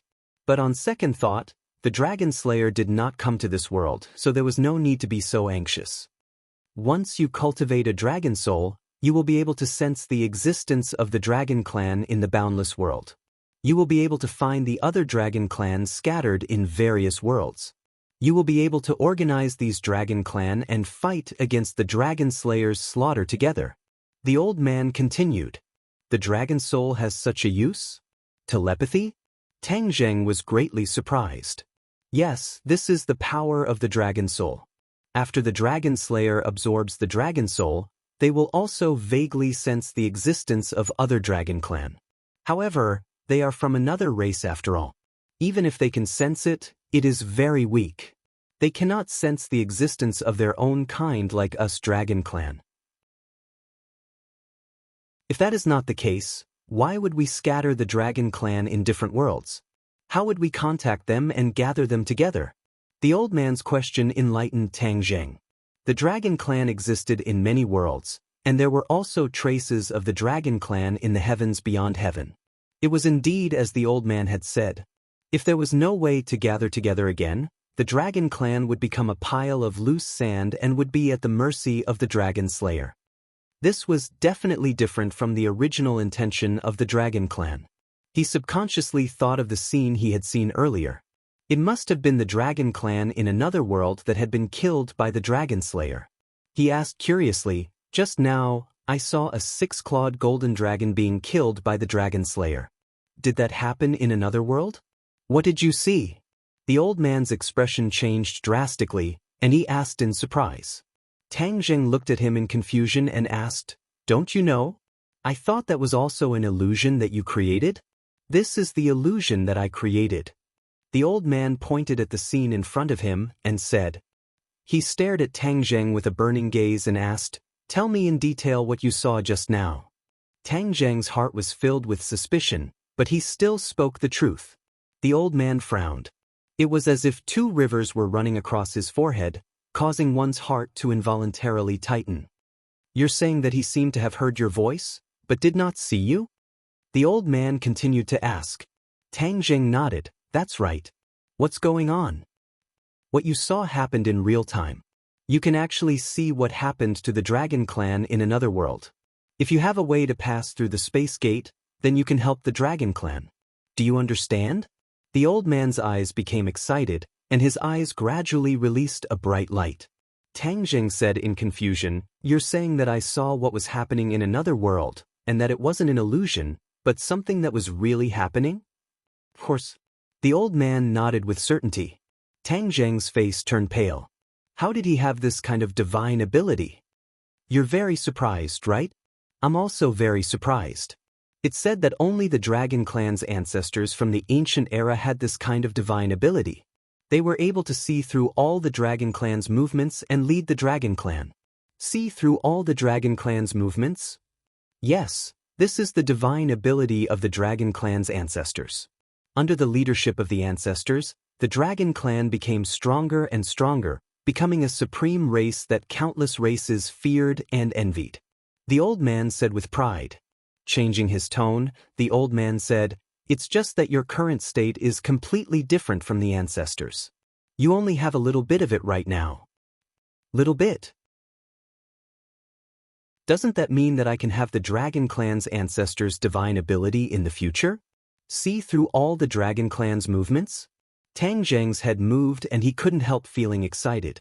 This kind of divine ability was like a surveillance device that could monitor all the dragon clan's movements. Leading all the dragon clan was indeed not a problem. His heart became lively. He had a general impression of how strong the dragon clan was. But the reality was definitely stronger than he thought. Once he led the dragon clan, he couldn't imagine how great his achievements would be. It's indeed possible, but I don't know if you'll be able to cultivate to the ancestors' realm. The old man pondered for a moment and gave an ambiguous answer. But this already made Tang Zheng wild with joy. He quickly calmed down. Why was he so lucky to have the ancestors' divine ability? This didn't make sense. Why do I have this kind of divine ability? He finally asked the question in his heart. The old man looked at him for a long time, as if he wanted to find some clues from him. But in the end, he had no choice but to shake his head helplessly. I don't know either. Maybe it's fate. Maybe this is your opportunity to lead the dragon clan against the dragon slayers. That's not right. Tang Jing shook his head fiercely. He still felt that something was strange. Suddenly, he had an idea and thought of a suspicious point. He widened his eyes and stared straight at the old man. Since this is the 6th floor of Langya Pavilion, the other Dragon Clan members will also meet you here. Why did you specifically choose me? This question was like a light that illuminated the darkness. The darkness was quickly dispelled, and the light illuminated the world. The old man's expression froze and became a little strange. He stared straight at Tang Xing. His expression became stiff, and his eyes were lifeless and frighteningly empty, like the eyes of a dead fish. Tang Xing looked at this scene in shock and shouted, "What's wrong with you? What's going on?" The old man spoke softly and said meaningfully, "One day, you'll find the answer yourself." As soon as he finished speaking, his body became transparent and then turned into a ray of light. With a bang, he exploded bit by bit, like a sky full of stars, and scattered. "Ah!" Tang Jing shouted. He didn't expect to see such a change happen to the other party. He was powerless. He desperately wanted to find the other party and ask him clearly, but the other party had disappeared just like that. It was as if his question had forced him to disappear? But his question wasn't fatal. Was he deliberately avoiding it? Besides, who was this old man? Chapter 1185. The illusion disappeared, and everything collapsed as if it had never existed. The scene suddenly changed, and Tang Jing returned to the 6th floor of Langya Pavilion. The 6th floor was empty as far as the eye could see. There were no Dharma treasures, no secret manuals, and not even a piece of furniture. He was greatly disappointed. Could it be that the illusion and the old man were everything on the 6th floor? What was the meaning of the 6th floor? And it had to be set up on the 6th floor. What would happen if other people met the old man? Would the old man also explain the history of the Dragon Clan's rise and fall? Would he also instill great responsibility in the people who came? Tang Jing shook his head. He did not know the answer. Perhaps only the 5-clawed golden dragon knew the answer. Since there was no answer on the 6th floor, he would go to the 7th floor. Tang Jing walked to the 7th floor, but found that the scene in front of him changed drastically when he reached the stairs. Langya Pavilion disappeared, and he returned to the real world. What's going on? It shouldn't be time yet, right? There was a time limit for entering Langya Pavilion every time, but Tang Jing felt that not much time had passed this time. Why was he forced to leave? You've been in Langya Pavilion for a long time, how could it not be time yet? The 5-clawed golden dragon's voice sounded, and said with some ridicule, "You should be going to the 6th floor of Langya Pavilion this time." How do you know? You can't sense the passage of time. Only the 6th floor has this illusion. But because you're wandering in the illusion of space, so naturally you can't clearly feel the passage of time. Hearing this, Tang Jing came to a realization. It seemed that the 5-clawed golden dragon was very clear about the situation on the 6th floor. He could not help but ask indignantly, "Since you knew earlier, why didn't you tell me? Didn't the Dizang of Goguryeo say that life depends on experience? The most important thing in life is experience. If I tell you everything, what do you have to look forward to? Only by experiencing it will your life be more complete." Hearing his righteous answer, Tang Jing was speechless. His heart moved and he said, "But you lied to me." "When did I lie to you?" The 5-clawed golden dragon's voice was a little strange. He asked even though he already knew the answer. Tang Jing coldly snorted and said, "You hit it very well. If I hadn't met that old man when I entered the 6th floor, and if he hadn't answered my questions, then I definitely wouldn't have known that you actually dug a hole for me and almost got me killed." "I don't know what you're talking about." The 5-clawed golden dragon's tone was obviously a little panicked. Tang Jing had already confirmed this point, so he didn't give him the slightest chance to quibble. He straightforwardly said, "Tell me, to what realm can a human cultivate the dragon god arts to?" The five-clawed golden dragon cried out in alarm, but immediately covered it up and said, "Didn't you just cultivate? Don't you know?" "Of course I know. I'm just asking you. Are you feeling guilty and afraid to answer?" Tang Zheng asked jokingly, "Come out and tell me clearly face to face." Whoosh! With a flash of golden light, the lifelike tattoo on his arm lit up. The five-clawed golden dragon soared into the air in the golden light, turning into a small golden dragon that circled in the air. Tang Zheng looked at the other party with a burning gaze and asked, "Answer me." The five-clawed golden dragon's eyes kept changing, obviously thinking of a response. Under Tang Zheng's blazing gaze, the five-clawed golden dragon was defeated. In the end, he lowered his head and said resentfully, "You already know that other races can only cultivate to the 5th stage of the dragon god arts." You finally confessed. Tang Zheng had mixed feelings. "But you're not an ordinary person at all. You've already cultivated to the 7th stage, which is a situation that has never happened before. It's equivalent to me teaching you the dragon god arts is correct. It's of great help to you, isn't it?" The five-clawed golden dragon tried his best to fight for credit for himself. "You clearly have bad intentions, yet you're still looking for excuses for yourself. I've already seen through you. Don't you find this kind of sophistry boring?" Tang Zheng did not retreat in the slightest and argued back. The five-clawed golden dragon's eyes revealed a look of disappointment. He never thought that his little trick would bring about such a big hidden danger. If he had known earlier, he would not have played this kind of trick.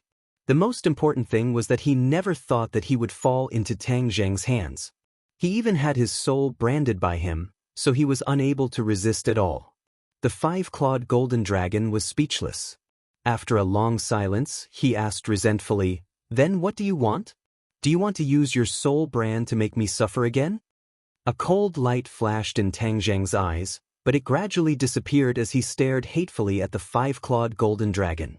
He took a deep breath and said, "If I had known before, I definitely would not have let you go.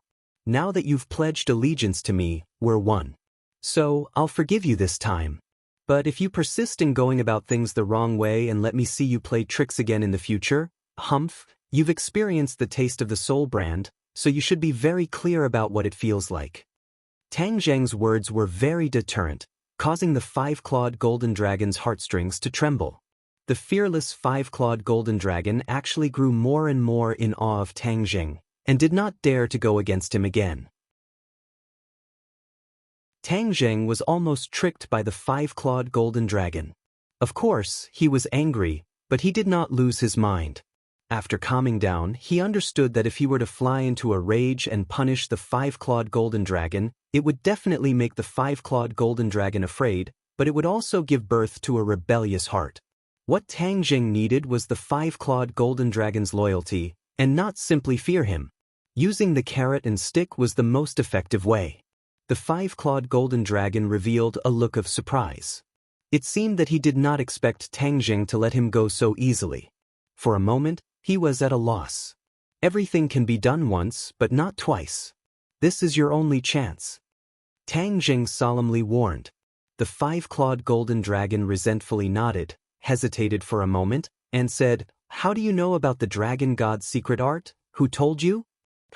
Tang Zheng stared at the five-clawed golden dragon in surprise, and said, "Why is your question so redundant? Of course someone told me.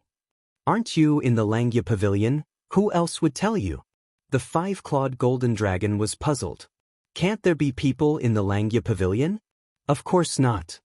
Tang Zheng's eyes widened, and asked, "Is there not a white-haired old man in the 6th floor of the Langya Pavilion?"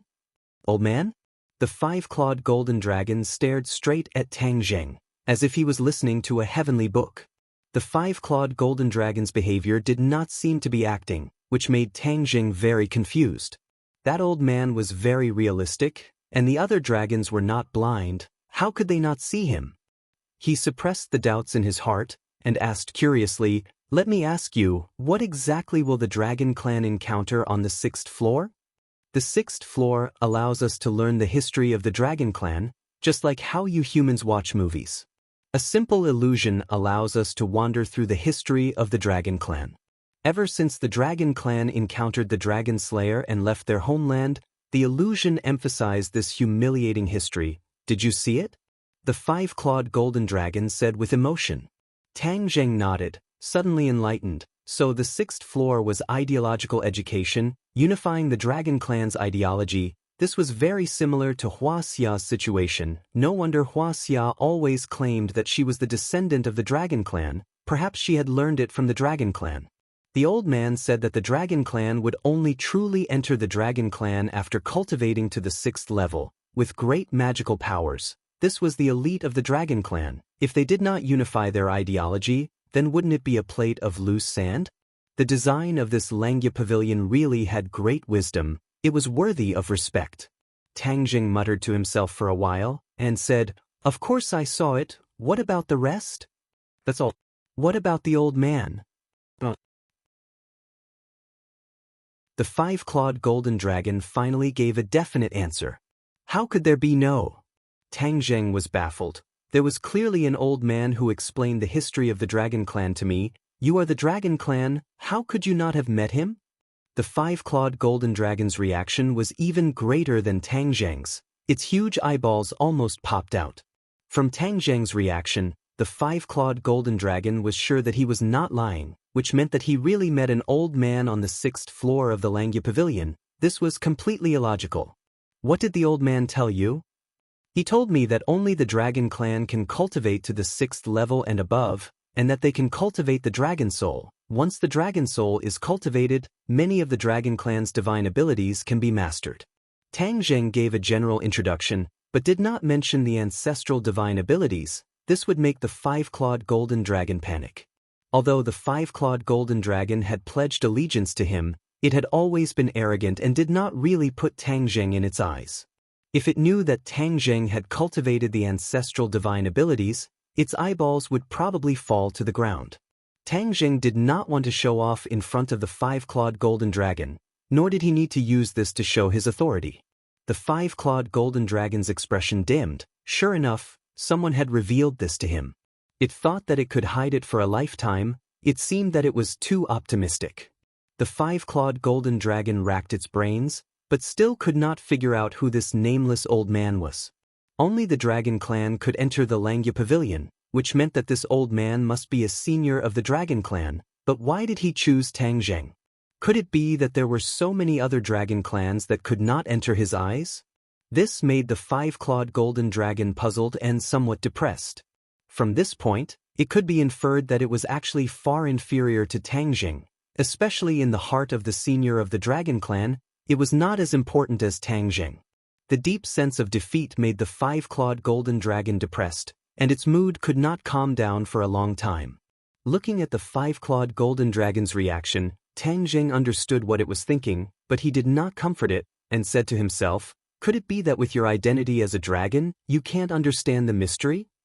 The five-clawed golden dragon weakly rolled its eyes and said embarrassedly, "If I could understand it, I wouldn't be so distressed." Tang Zheng secretly sighed. He originally hoped that the five-clawed golden dragon would answer his questions, but he did not expect that it would bring him even more questions. Who was this mysterious old man, and why did he choose him? Confused, Tang Zheng fell into a dilemma. Don't worry, this should be a good thing. After all, no one else has this opportunity. The five-clawed golden dragon said sourly. Tang Zheng laughed involuntarily and said, "Are you envious?" "I'm not envious." The five-clawed golden dragon said insincerely. The five-clawed golden dragon thought highly of himself, but in fact, he was an ordinary member of the Dragon Clan. This time, seeing that Tang Zheng was so valued, there was no doubt that he was envious and jealous, but he was unwilling to show it. Otherwise, its pride would completely crumble.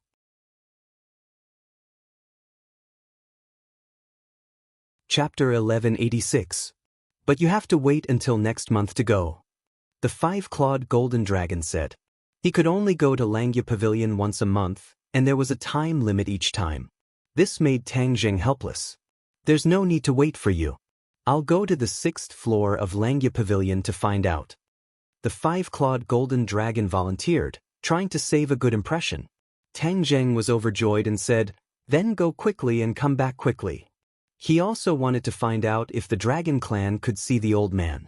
The 5-clawed golden dragon closed his eyes, and his consciousness entered the dragon seal. The room instantly quieted down. Tang Zheng looked at him expectantly, and time passed by little by little.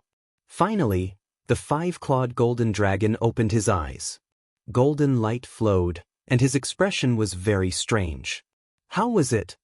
Tang Zheng couldn't wait to ask.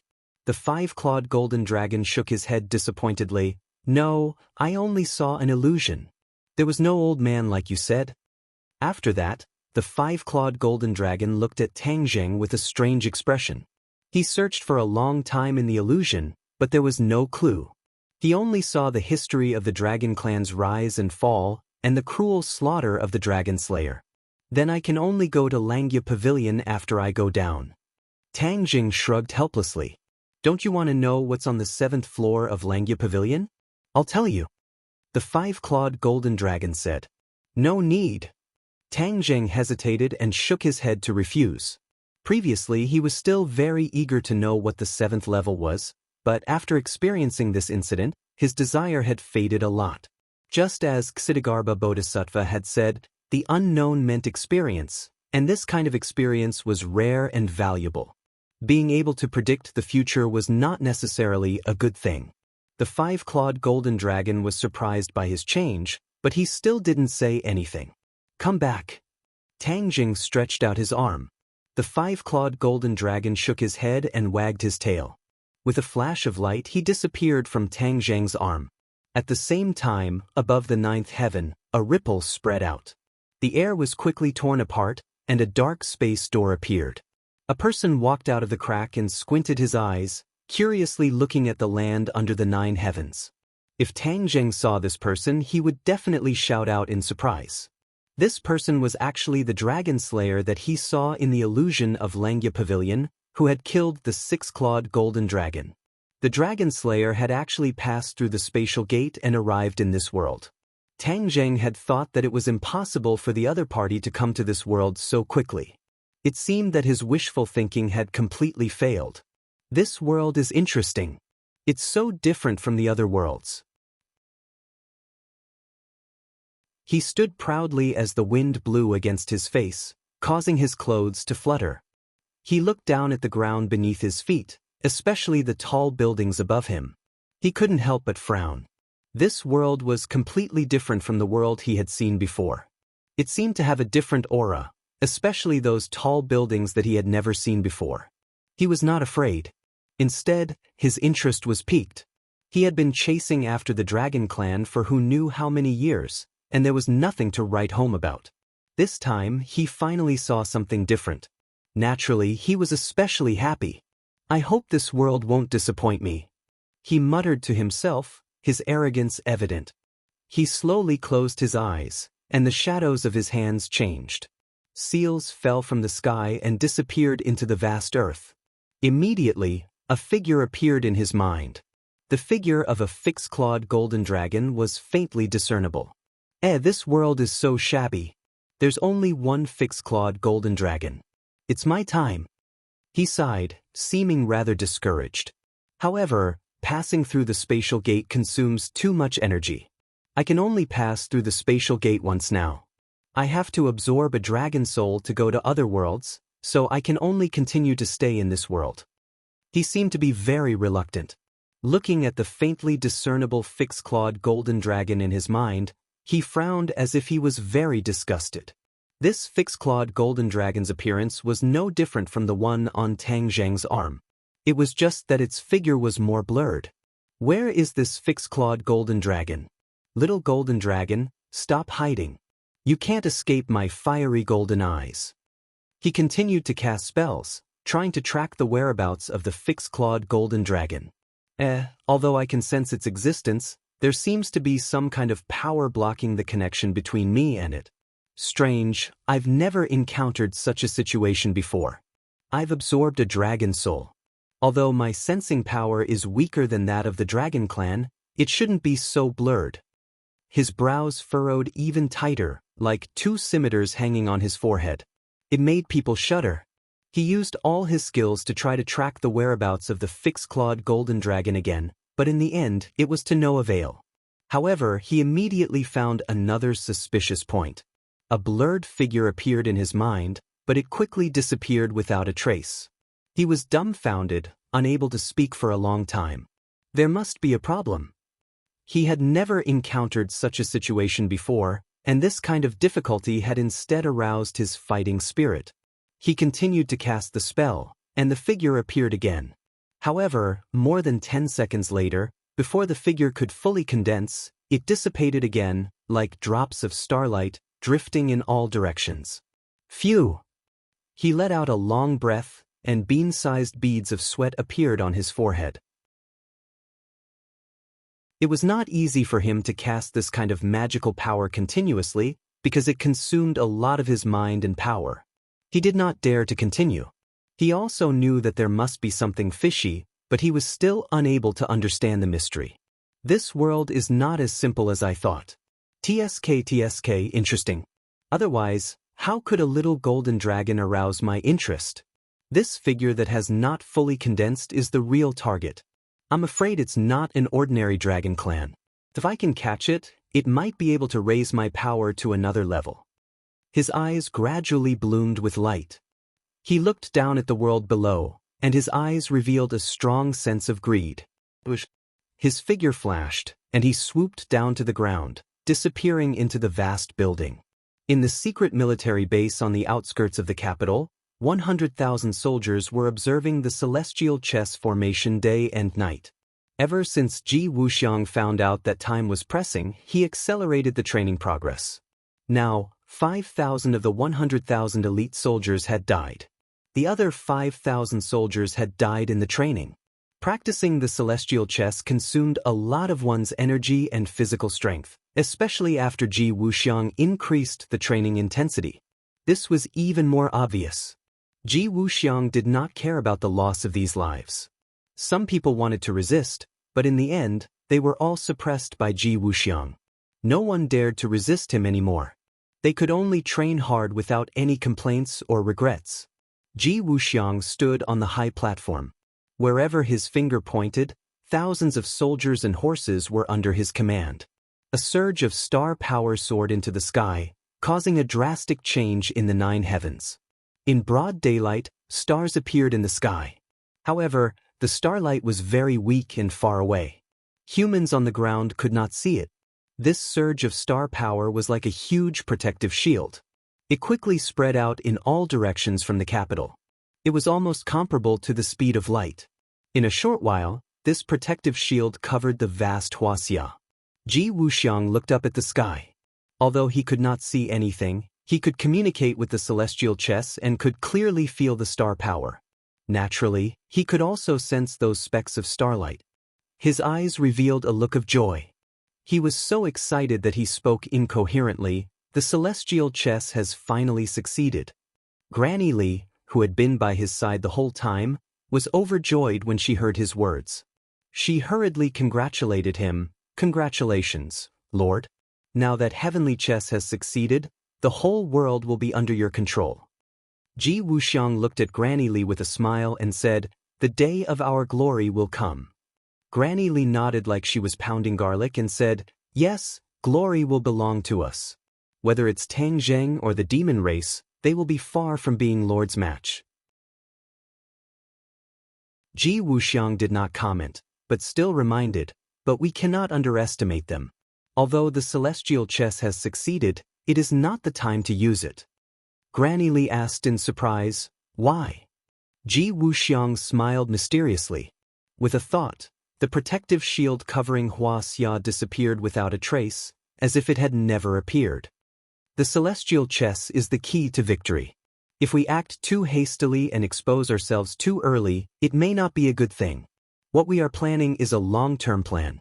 Since there are many enemies, we will let them kill each other first while we reap the benefits. It will be as easy as blowing off dust. Ji Wuxiang said confidently. Granny Li suddenly understood and gave a thumbs up in praise. Lord is far-sighted, this subordinate admires you. After saying that, her gaze turned to the tens of thousands of elite soldiers and said, "Then what about them?" These soldiers had gone through terrible training and had consumed a lot of their essence, energy, and spirit. It was impossible for them to go back to the battlefield. Many of their bodies had suffered irreversible and fatal injuries. Ji Wuxiang swept a glance at the soldiers, his eyes without the slightest fluctuation, and said indifferently, "The sacrifice they have made for the celestial chess is worth it, because the humans of this world will remember their great achievements." Granny Li nodded seriously, "Yes, Lord's words are reasonable. The celestial chess has been integrated into every inch of Hua Xia's land. As long as I have a thought, I can activate the celestial chess. There is no need for these soldiers to practice, so they have completed their historical mission." Ji Wuxiang said without stopping. This was a plan that Ji Wuxiang had long planned. After the successful practice of the celestial chess, when he activated the celestial chess, the traces of the celestial chess would be integrated into every inch of land, every blade of grass, and every tree. Ji Wuxiang had shut down the celestial chess in time, so much so that it did not cause much of a reaction in the world. It could almost escape the eyes of most people. Once the celestial chess was successfully activated, it did not need the soldiers to practice it again. It only needed a thought from Ji Wuxiang. This was the extraordinary part of the celestial chess. Even Tang Jing did not know this, so Ji Wuxiang thought that he could easily hide it from Tang Zheng's eyes. In this world, other than him, only Tang Zheng understood the celestial chess the most. As long as he could guard against Tang Zheng, it was equivalent to guarding against everyone else. "Let's go, there is no longer any value in this place." Ji Wuxiang turned and left, abandoning the tens of thousands of soldiers.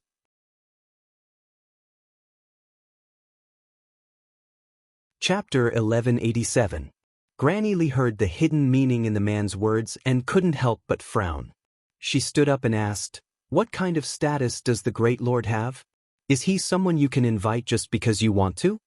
The Great Lord didn't bat an eyelid and didn't stop Granny Li. In his mind, the bureau chief's value had already been exhausted. It was unnecessary for him to send someone to invite him. The Great Lord knew very well that the bureau chief's men had been monitoring their every move, but he didn't care at all and allowed them to report to him every day. Now that Heavenly Chess was a success, the other party also realized this and couldn't wait to take action. They appeared to be too impatient and ended up at a disadvantage. However, he didn't know that the bureau chief was also under great pressure to assign so many elite soldiers to train him. It was true that the bureau chief had a high position and power, but it didn't mean that he could do whatever he wanted.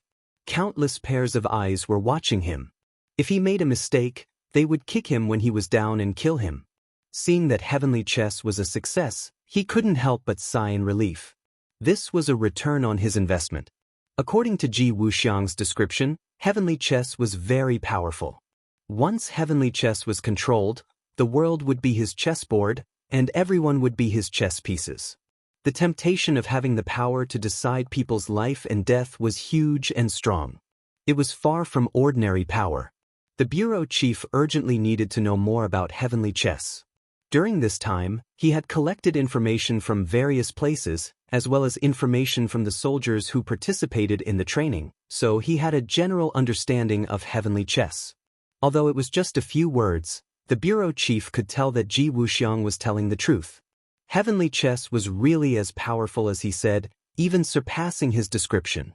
This made the bureau chief wild with joy. The more powerful Heavenly Chess was, the more powerful he would be when it fell into his hands. He couldn't wait to enjoy the fruits of Heavenly Chess. Hearing Granny Li's question, the leader of the soldiers showed displeasure. His hard cheeks flashed with ruthlessness as he said murderously, "No one is allowed to disobey the bureau chief's orders." "Who do you think you are? Do you have the right to speak here?" Granny Li curled her lips and scolded disdainfully. The leader of the soldiers coldly glanced at the other soldiers and ordered, "Pass down the bureau chief's orders. Capture them and bring them to the bureau chief." The soldiers saluted in unison, their faces expressionless, as if they didn't put Granny Li and Ji Wuxiang in their eyes. Granny Lee was stunned for a moment before she burst into laughter. This world was getting more and more interesting. A few soldiers actually dared to clamor with her. This was a blatant provocation. Were they tired of living? Since that's the case, I'll fulfill your wish. Ji Wuxiang did not laugh. Instead, he observed the soldiers thoughtfully. No one knew what he was thinking. Granny Lee had always only trusted Ji Wuxiang, so she didn't put these soldiers in her eyes at all. She stepped forward and shouted with a murderous look, "Then you can all go to hell." He didn't use a weapon at all. He reached out his hand and grabbed the soldier closest to him. The soldier didn't retreat at all. Instead, he stomped on the ground and rushed forward as fast as lightning. Boom! With a muffled sound, the soldier's hand collided with Granny Lee's. The huge force made Granny Lee take 3 steps back before stopping, as if she had hit an iron wall. The soldier also retreated, and his arm broke, revealing a shiny object. A metallic luster. Ji Wuxiang and Granny Lee's eyes narrowed at the same time. They stared at the metallic luster and finally saw what it was. The soldier's arm was not muscles, but a metal skeleton. The soldier was not a human, but a mechanical warrior. When did the chief cultivate so many mechanical warriors? The two were shocked and finally realized that they had underestimated the chief. They thought that he was not worth mentioning at all and had no trump cards in his hand, so they could only slaughter him. Now it seemed that they were wrong. However, Ji Wuxiang still didn't take it to heart. He didn't think that a few mechanical warriors could compete with them. Granny Lee, end the battle quickly, Ji Wuxiang urged. Granny Lee nodded heavily and accepted the order. Yes, Lord. Granny Lee rushed out again, and this time she didn't take it lightly. She pointed the crutch in her hand, and a strong wind tore through the air and arrived at the soldier's chest in an instant. Bang! A big hole immediately appeared in the soldier's chest. Electric sparks flew in all directions, and a burst of smoke rose. Then, the soldier fell to the ground with a loud bang. Granny Lee used her killing move and took care of a soldier at lightning speed. The other soldiers were expressionless as they rushed forward without any regard for their own safety. Whoosh whoosh whoosh. The crutch swept through the air and hit the soldiers one after another. This time, the soldiers didn't fall. Although they were mechanical warriors, they also had intelligence and knew how to avoid harm. They were better at fighting and naturally avoided Granny Lee's attack. They were mechanical warriors, and their brain was a sophisticated computer. Their eyes were like cameras, quickly analyzing Granny Lee's attack and then responding accordingly. This happened in an instant. The two sides fought in a chaotic battle, and for a while, it was difficult to determine the winner. Granny Lee's eyes were completely different. They became incomparably gloomy, and her heart sank to the bottom. She thought that victory was in her hands, but after this battle, she realized that the mechanical warriors were far more powerful than she had imagined. Now it seemed that she had been too whimsical. Ji Wuxiang stared at the soldiers with burning eyes. Finally, his eyes lit up and he said with sudden realization, "I understand. These are the products of the combination of super soldiers and King Kong." Super soldiers and King Kong were the results of the Dragon Group's research. Super soldiers were based on humans, and through various medicines and other methods, they quickly grew stronger. In the end, they became the 4 heavenly kings at their peak. There were also several versions of King Kong, which were completely made by machines and used demonic beast cores to drive their powerful bodies. However, both super soldiers and King Kong had played a huge role in the previous battles. Later, they disappeared with the disbandment of the Dragon Group. No one would have thought that there would be an upgraded version of super soldiers and King Kong. The new version was a combination of these two powerful existences and had more powerful abilities. Their appearance was no different from a real person, but they weren't living beings. Ji Wuxiang couldn't help but look at the bureau chief in a new light. He was indeed a dragon among men. It wasn't a coincidence that he had come to this point. His strategizing and shrewdness were difficult for ordinary people to reach. He had actually created such a powerful killing machine without batting an eyelid. Immediately, Ji Wuxiang's interest in the bureau chief was piqued. He originally didn't want to have any further contact with him, but it seemed that he had to change his plans. Granny Lee knocked down 3 mechanical warriors, but the mechanical warriors weren't pushovers either. They left wounds on Granny Lee's body. It seemed that the two sides wouldn't give up until a victor was decided. Suddenly, Ji Wuxiang roared, "Stop! Don't you want us to go see your bureau chief? I'll go with you. I'm interested in meeting him." When the leader of the soldiers heard this, he immediately raised his hand. It was as if someone had pressed a switch on the soldiers. Their bodies stiffened and they immediately stopped attacking. Granny Lee lowered her head and looked at the wounds on her body. She was very unwilling and wanted to take this opportunity to kill these soldiers.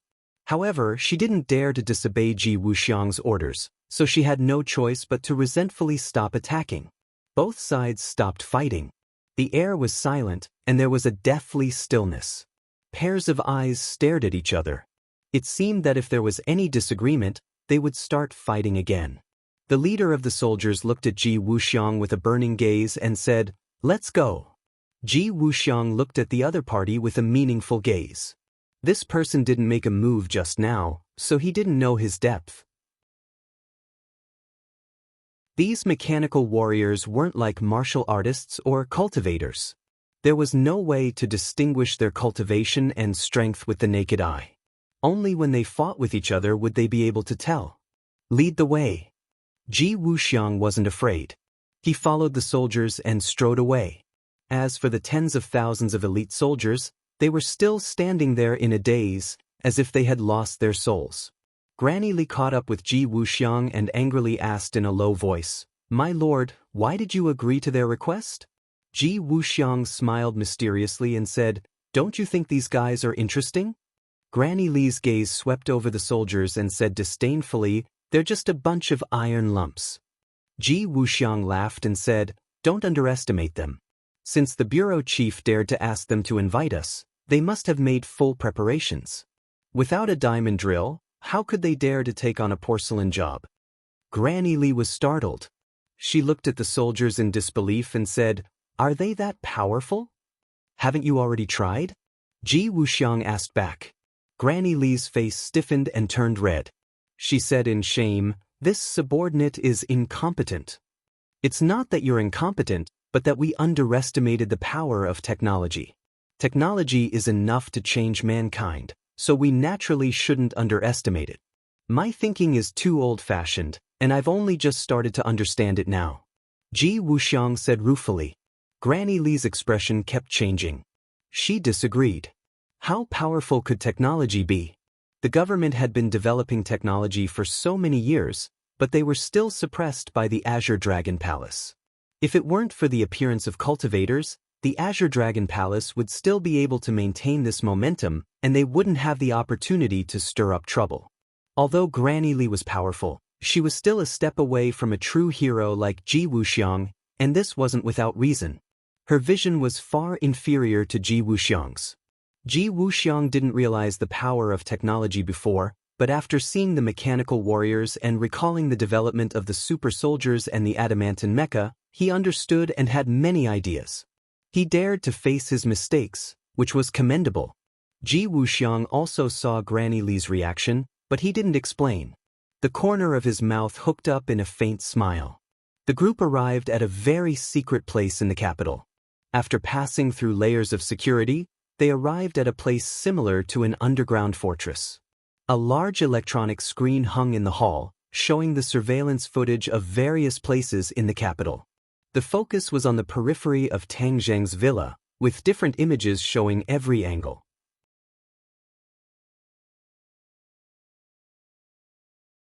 Chapter 1188. A familiar figure stood in the center of the fortress, calmly looking at Ji Wuxiang and Granny Lee coming out of the elevator. His eyes were firm, as if he was very sure that Ji Wuxiang would come.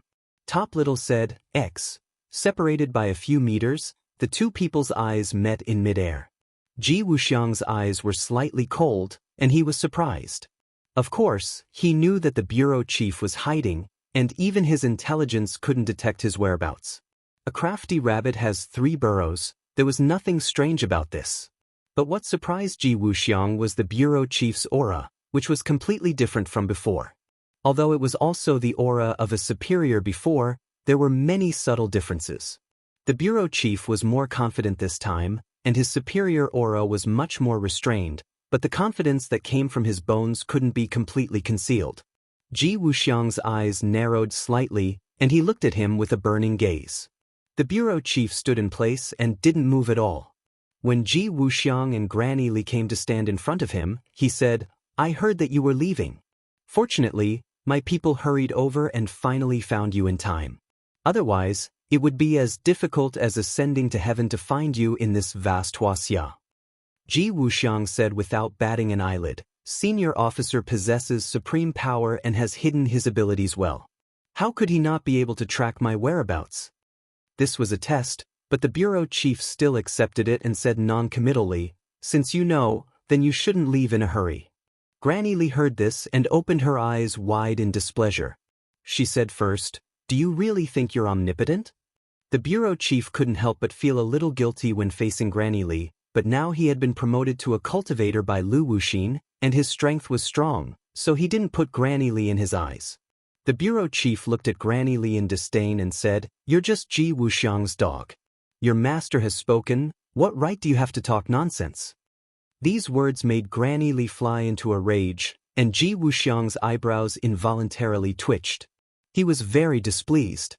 However, the bureau chief didn't seem to care about their feelings at all. He added, "In this world, unless it's the king's territory, there's nothing that can escape my eyes." Ji Wuxiang's eyebrows were raised high, and his strong displeasure was obvious. The bureau chief had changed so much that he was like a completely different person. Before he figured out the reason, he wasn't going to make a move. Being called a dog, Granny Li's anger had already leaped out of her head. It was difficult for her to suppress it, and she was ready to take action. The bureau chief could tell what she was thinking. He nonchalantly pointed at the surroundings of the underground fortress and said, "Do you want to make a move? Then do you have the confidence to walk out of here?" As soon as he finished speaking, everyone's movements subconsciously stopped.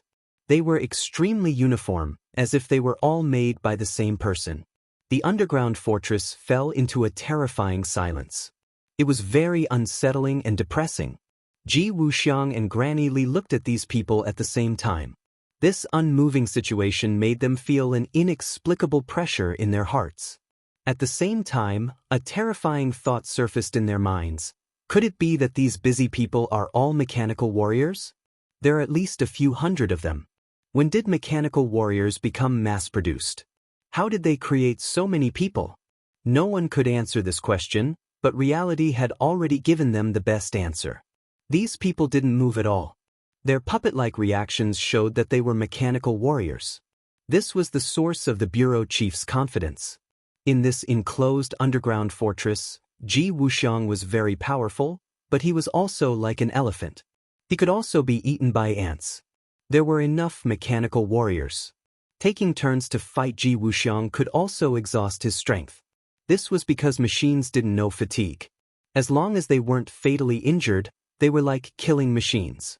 They could attack endlessly until Ji Wuxiang was exhausted and died. Ji Wuxiang deeply felt the pressure. The current situation had exceeded his expectations. He originally thought that the bureau chief only had a few dozen mechanical warriors at most. That wouldn't be able to create any big waves and pose no fatal threat to him. However, the current situation made him realize that his thinking was too simple. He didn't know what method the bureau chief had used to mass-produce mechanical warriors. As for whether there was a mechanized army, that was still unknown. However, one thing was for sure. Since these hundreds of mechanical warriors had been created, it meant that the most crucial and thorny problem had been solved. It was only a matter of time before more mechanical armies were created. Ji Wuxiang couldn't help but re-evaluate the bureau chief again. He had treated the bureau chief as a puppet many times, toying with him in the palm of his hand. He had never thought that the bureau chief would rise. The bureau chief had endured hardships to achieve what he had today. When the strong people threatened his position and life, he had thought of resisting and put it into practice.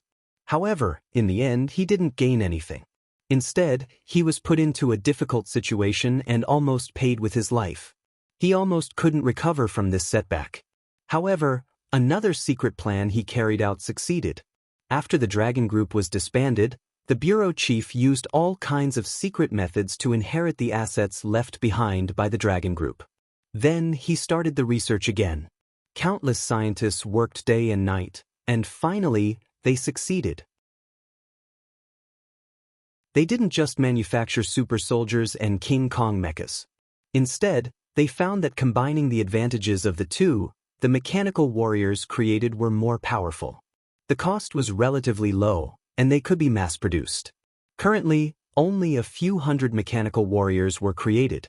The results were excellent. Not only were the mechanical warriors' combat power off the charts, but their learning ability was also far superior to humans. Photographic memory was a piece of cake, and they only needed a short time to learn knowledge and skills. This underground fortress was specially made for the mechanical warriors. Other than the bureau chief, the others were all mechanical warriors. There were no other humans. The mechanical warriors could completely replace humans.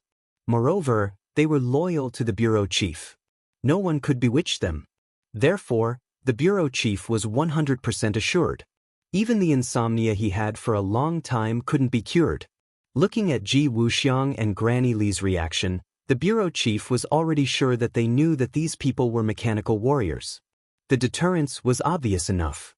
His lips curled into an unfathomable smile of victory, and he said, "My lord, let's talk about your current thoughts." He looked like a winner showing off. That look made Granny Li want to rush up and give him a good punch. However, reason won over impulse. Things were different now. The bureau chief was no longer an official who could be bullied by others.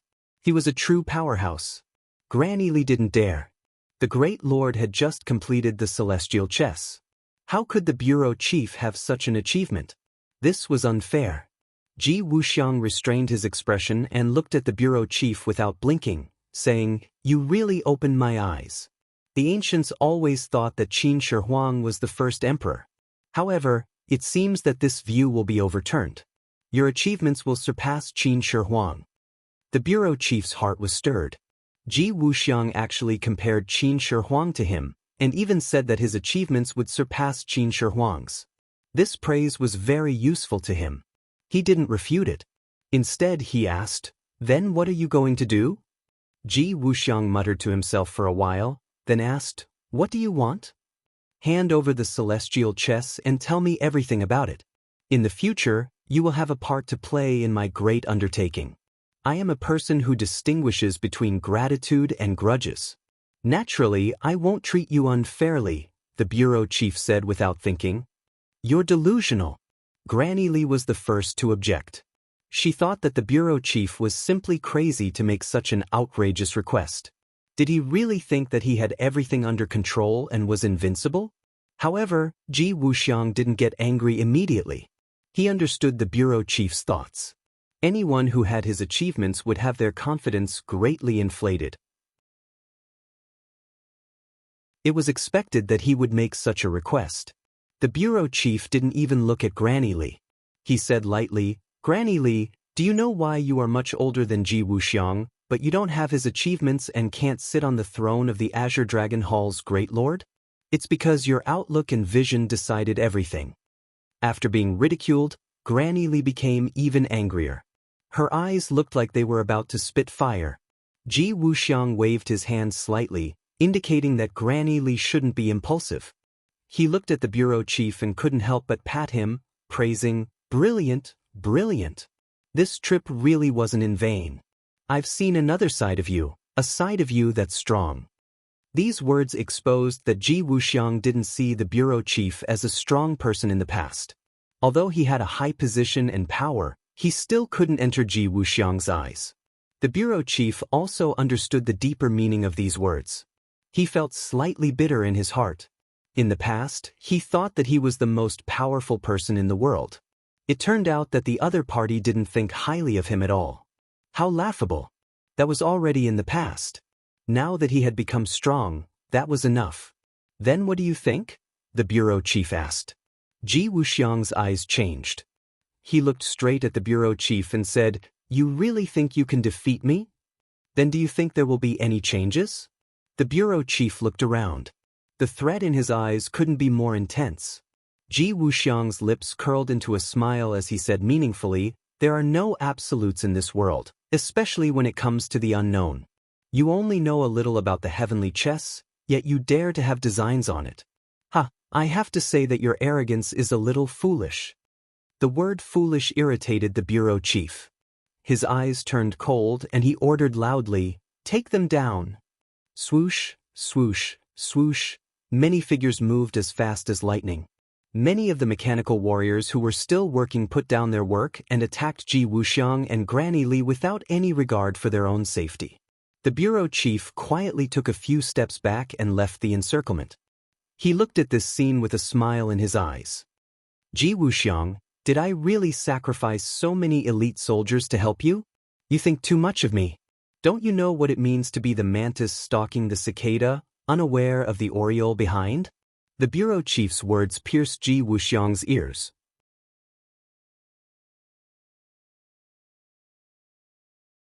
Chapter 1189.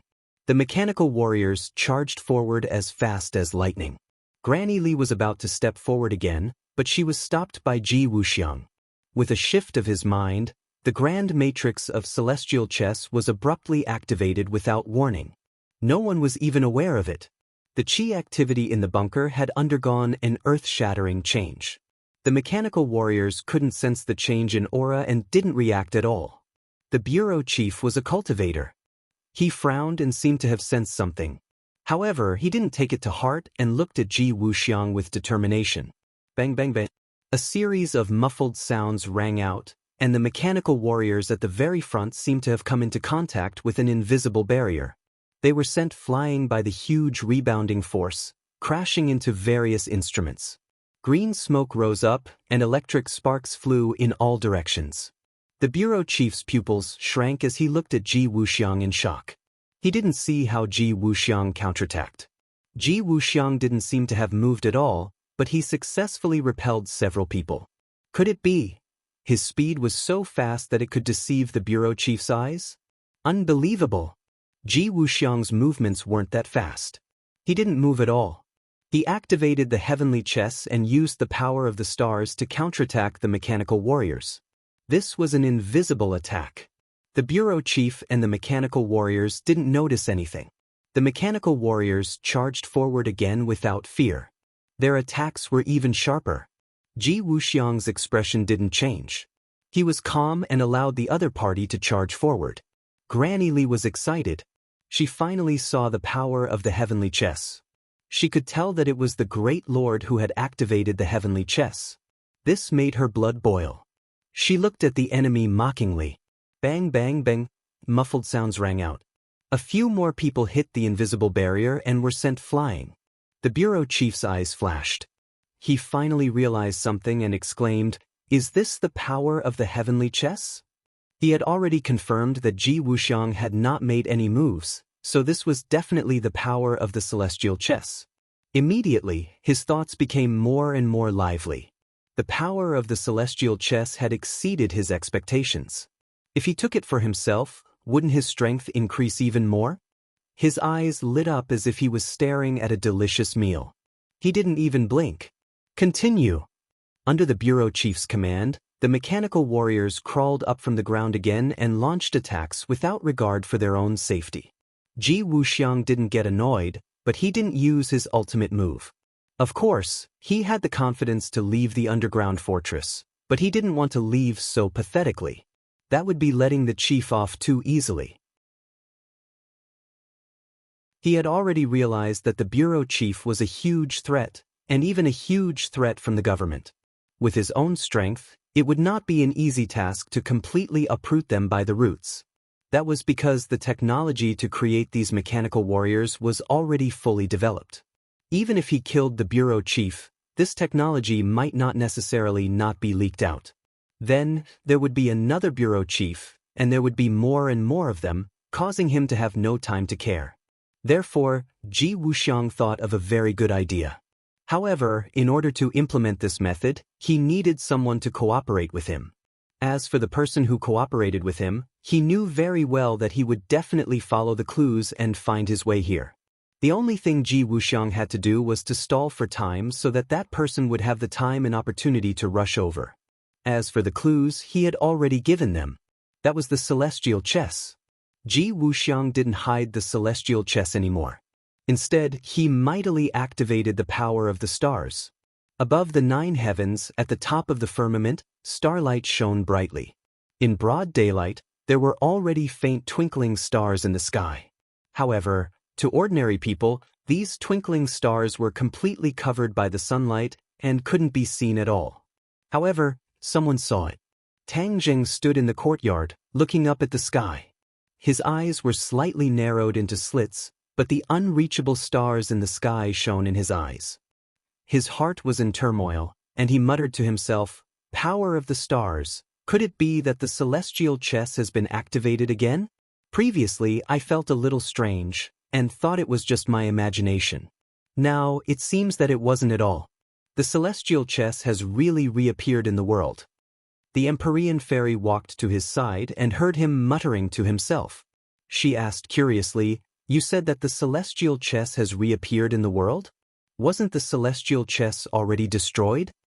Tang Zheng nodded resentfully, saying, "Ji Wuxiang is extremely intelligent. He must have found other ways to perfect the celestial chess. He won't change no matter what, we must stop him." It was precisely because he understood the power of the celestial chess that Tang Zheng had no choice but to think of a way to stop Ji Wuxiang.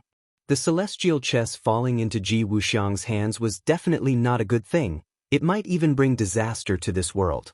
Absolute power would lead to absolute danger. If the celestial chess covered the entire world, then who would be Ji Wuxiang's opponent? Tang Zheng didn't want himself, nor did he want the people around him to become chess pieces on the chessboard. "Then do you have a way to find him?" The Empyrean fairy's expression turned cold, and she also became serious. Tang Zheng stared unblinkingly at the sky, saying, "Of course there is a way. It is easy for all things to leave behind traces. The celestial chess traces are the power of the stars." The Empyrean fairy nodded thoughtfully. She couldn't sense the power of the stars as clearly as Tang Zheng, but she understood what Tang Zheng meant. That was, if they followed the clues of the power of the stars, they would eventually find Ji Wuxiang. This way. Tang Zheng's gaze swept across the 4 directions, finally locking onto a direction. He leapt, moving like a fleeing rabbit, in an instant, only leaving behind an afterimage. The Empyrean fairy's speed was extremely fast. She caught up to Tang Zheng, walking side by side. The two of them moved as fast as lightning, passing through the streets and alleys. For ordinary people, it was just a gust of wind. They wouldn't even be able to see their shadows clearly. "This is the direction out of the city." Tang Zheng pointed ahead.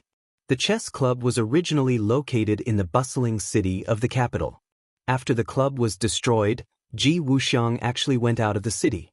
No wonder his men couldn't find him. He had hidden himself so well. "How much farther?" the Empyrean fairy asked. Tang Zheng felt the power of the stars growing stronger and stronger. This was enough to prove that they weren't far from their target. Soon, he roared and immediately increased his speed. The Empyrean fairy wasn't to be outdone. A continuous mountain range came into view. This was one of the mountain ranges in the suburbs of the capital. However, it had long since been turned into a restricted military zone. Usually, many troops would train here, and ordinary people wouldn't be able to approach. There was also a military airfield nearby. One could see many fighter jets parked there, and soldiers armed with live ammunition could be seen everywhere, constantly patrolling the military base. Even a fly wouldn't be able to sneak in without making a sound. Tang Zheng stopped in his tracks and looked at the base in astonishment. The power of the stars was coming from the base, and it was extremely strong.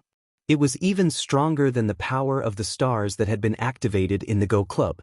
There was no doubt that celestial chess was more complete than before. The Empyrean fairy looked at the base curiously and asked, "Is the target inside?" "Then let's go in. Use your illusions. Otherwise, we won't be able to sneak in." The two of them immediately used their illusions and disappeared into the air. They swaggered into the base. Just as they stepped through the gate, the sentries looked ahead and didn't notice the two uninvited guests. Suddenly, an ear-piercing alarm was heard. The two of them were startled. They looked around blankly and found a group of soldiers with guns surrounding them. These soldiers were wearing sophisticated equipment that seemed to be able to see through their illusions. The two of them glanced at each other in shock. This tried and tested illusion had actually failed. These ordinary soldiers were actually able to discover their tracks. This was too illogical. Tang Zheng stared at the equipment on the soldiers' heads and said in a flash of inspiration, "Infrared thermal imaging devices." The Empyrean fairy was confused. She had never heard of this term before, but she knew that it was definitely some kind of technology. Tang Zheng's heart sank. It seemed that he had underestimated the power of the military and the use of technology. Although they had used their illusions to conceal themselves, they couldn't escape the infrared thermal imaging devices. This was because their bodies were still emitting heat and radiating energy, which could be detected by the devices. "What do we do?" the Empyrean fairy asked. "They're just ordinary soldiers. There's no need to take their lives." "Let's charge in," Tang Jing said. The Empyrean fairy didn't say anything. She tapped the ground with the tips of her feet and rushed out. On the infrared thermal imaging devices above the soldiers' heads, only a red light could be seen flashing past before disappearing without a trace. Tang Jing did the same. He left the scene as fast as lightning. The soldiers glanced at each other in dismay, not knowing where to go. However, the alarm went off and an ear-piercing sound resounded throughout the entire base. Immediately, a black mass of soldiers rushed out and quickly patrolled in all directions. It seemed that they were determined to ferret out the intruders. In front of them was another mountain peak. It wasn't very eye-catching among the rolling peaks and didn't even have any obvious features or markings. However, the power of the stars in the sky directly descended and sank into the mountain peak. Seeing Tang Jing stop again and hear the footsteps of the pursuing soldiers behind him, the Empyrean fairy asked, "Are you sure this is the place?" Tang Jing nodded without hesitation. "There's no doubt about it." "That means Ji Wuxiang might be hiding under this mountain peak?" "Most likely." "Then what are we waiting for? Let's charge in." "We don't even see the door. How are we going to charge in? Are we going to split this mountain apart?" This mountain peak was indeed no different from an ordinary mountain peak. It didn't seem like there was another world inside at all. However, Tang Jing firmly believed that there was something fishy going on. The Empyrean fairy said matter-of-factly, "There's nothing wrong with splitting it apart." Tang Jing rolled his eyes. His current strength was indeed not bad, but he hadn't reached the level where he could split a mountain apart. In the underground fortress, the bureau chief suddenly turned his head and saw the situation in the base from the huge screen. The ear-piercing alarm made him frown deeply. However, from the surveillance screen, he couldn't see who the enemy was. There wasn't even a shadow. It was precisely because of this that he felt like he was facing a great enemy.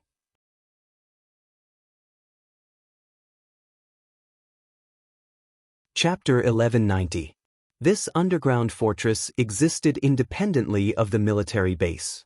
Even the generals in the military base didn't know about it. Those who knew about the bureau chief's whereabouts were all loyal mechanical warriors. The cultivators definitely didn't come for the military base. They came for him. Although the bureau chief didn't understand the cause and effect, he guessed something. He looked at Ji Wuxiang with a burning gaze and asked, "Was it you who did this?" Ji Wuxiang's lips were already curled into a smile. He said, "I found someone for you." The bureau chief was shocked. The other party admitted it. This made him even angrier, because this little trick was done right under his nose, and he didn't even notice it. It was a slap in the face. The person you always wanted to get rid of but didn't manage to. The bureau chief raised his eyebrows and subconsciously exclaimed, "Tang Zheng." "Ah." Ji Wuxiang didn't answer, but he already gave the answer. This made the bureau chief angry and shocked. Ji Wuxiang actually lured Tang Zheng here. He almost killed Tang Zheng's parents. He heard that Tang Zheng was sending people everywhere to find out about his whereabouts. If Tang Zheng met him, wouldn't he be in danger again? How did you do it? The bureau chief asked angrily. Since you know about the heavenly chess, then you should know that Tang Zheng also knows a lot about it. I activated the heavenly chess, and a strong power of the stars landed here. Do you think he will chase after me? Yes, of course he will. This question didn't need to be answered at all. The answer was already displayed outside. Don't be in a hurry to gloat. You are also Tang Zheng's enemy. Don't think that you can stay out of this just because you lured him here, the bureau chief reminded him. Ji Wuxiang smiled and said nonchalantly, Tang Zheng and I are enemies, but he can't threaten me, much less chase after me. You, on the other hand, hid so well, but in the end, you were discovered by him. All your efforts were for naught. Can you accept this result? The bureau chief was silent. This result was equivalent to a destructive blow to him. This underground fortress was his last place. If it was exposed to Tang Zheng, it would be difficult for him to make a comeback. Moreover, under the double attack of Ji Wuxiang and Tang Zheng, he didn't have absolute confidence that he could escape unscathed. Damn it, Ji Wuxiang is so cunning. I fell into his trap time and time again. The bureau chief gritted his teeth. He was originally quite shrewd, but he was still no match for Ji. This made him very depressed. What should I do? I have to think of a solution. The bureau chief was flustered. Previously, he still had absolute confidence. However, ever since he found out that although the mechanical warriors surrounded the two of them tightly and attacked non-stop, they didn't have much of an effect. His confidence weakened a lot. Now that Tang Zheng had caught up to them, his confidence almost collapsed. You're very anxious, right? Like an ant on a hot pan, Ji Wuxiang said jokingly. Granny Li chimed in. He only has himself to blame. How dare he set his sights on the Lord and Tianqi? He's seeking his own death. The bureau chief glared at Granny Li from afar, but there was nothing he could do. Tang Zheng is about to attack. Haven't you thought of a solution yet? Ji Wuxiang mocked. The bureau chief was furious and simply ignored Ji Wuxiang. His mind was spinning as he tried to think of a solution. He didn't want to give up and escape. That would be too embarrassing, and the price he had to pay would be too great. You don't have much time to think. Ji Wuxiang looked at the screen. Although he couldn't see Tang Zheng's figure, he already felt that Tang Zheng was about to make a move. Tang Zheng was indeed about to make a move. The Empyrean fairy suggested splitting the mountain, but they didn't have battle soul. What could they use to split the mountain? Can you do it? Tang Zheng asked the Empyrean fairy. The Empyrean fairy shook her head regretfully. My cultivation is higher than yours, but I'm still far from splitting the mountain. You have the best candidate, why don't you use him? Azura. Tang Zheng was shocked. Ever since Azura gained intelligence, Tang Zheng didn't want to release him from Sumeru world to prevent him from killing the innocent. Yes, he can split the mountain. Why don't you give it a try? Can I really do it? Can't you suppress him? Why can't you? The Empyrean fairy asked. Azura and Tang Zheng had reached a temporary agreement. Tang Zheng kept using the Ksitigarbha Sutra to stimulate Azura's intelligence. Therefore, Azura was at peace with him. Perhaps he would listen to his arrangements. Moreover, Tang Zheng had also placed a soul imprint on the Azura's body, which was his trump card. Unless it was the last moment, he would not easily use this technique. Okay, I'll ask him to help. Tang Zheng made his decision. His consciousness entered Sumeru world to communicate with Azura. Azura was indignant. He seemed to hate Tang Zheng for interrupting his time to increase his intelligence. But in the end, he agreed and flew out of Sumeru world. Azura had already become the height of an ordinary person. He was no different from an ordinary person. He looked at Tang Zheng with a complicated expression. Then, his gaze fell on the Empyrean fairy. His pupils shrank. He realized that the Empyrean fairy was a powerful person. Azura, use your Azura sword to split this mountain. Tang Zheng pointed at the mountain. Azura coldly snorted and stared at the mountain peak. Suddenly, he let out a low roar and leaped into the sky. The two of them had been completely removed from the illusion, so they were exposed to everyone. Especially on the big screen in the underground fortress, their faces were vividly displayed. Ji Wuxiang and the bureau chief's gazes were attracted to Azura. They couldn't leave Azura's figure. An expert! The bureau chief exclaimed. Ji Wuxiang's expression changed. He didn't know what Azura was. It was an unfamiliar face. Although he was only in Azura, he could feel his power. Where did Tang Jing find such a powerful helper? Ji Wuxiang faintly sighed. A scholar who has not seen each other for 3 days was a good example of this saying. Once you haven't seen Tang Jing for a period of time, he would give you a big surprise or a shock. Ji Wuxiang and the bureau chief looked at Azura.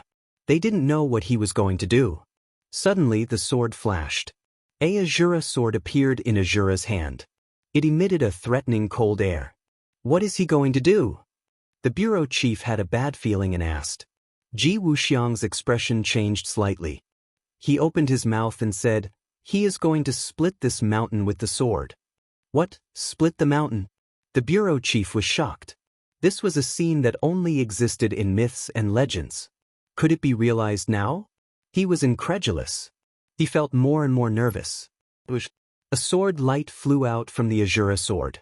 This was the sword spirit.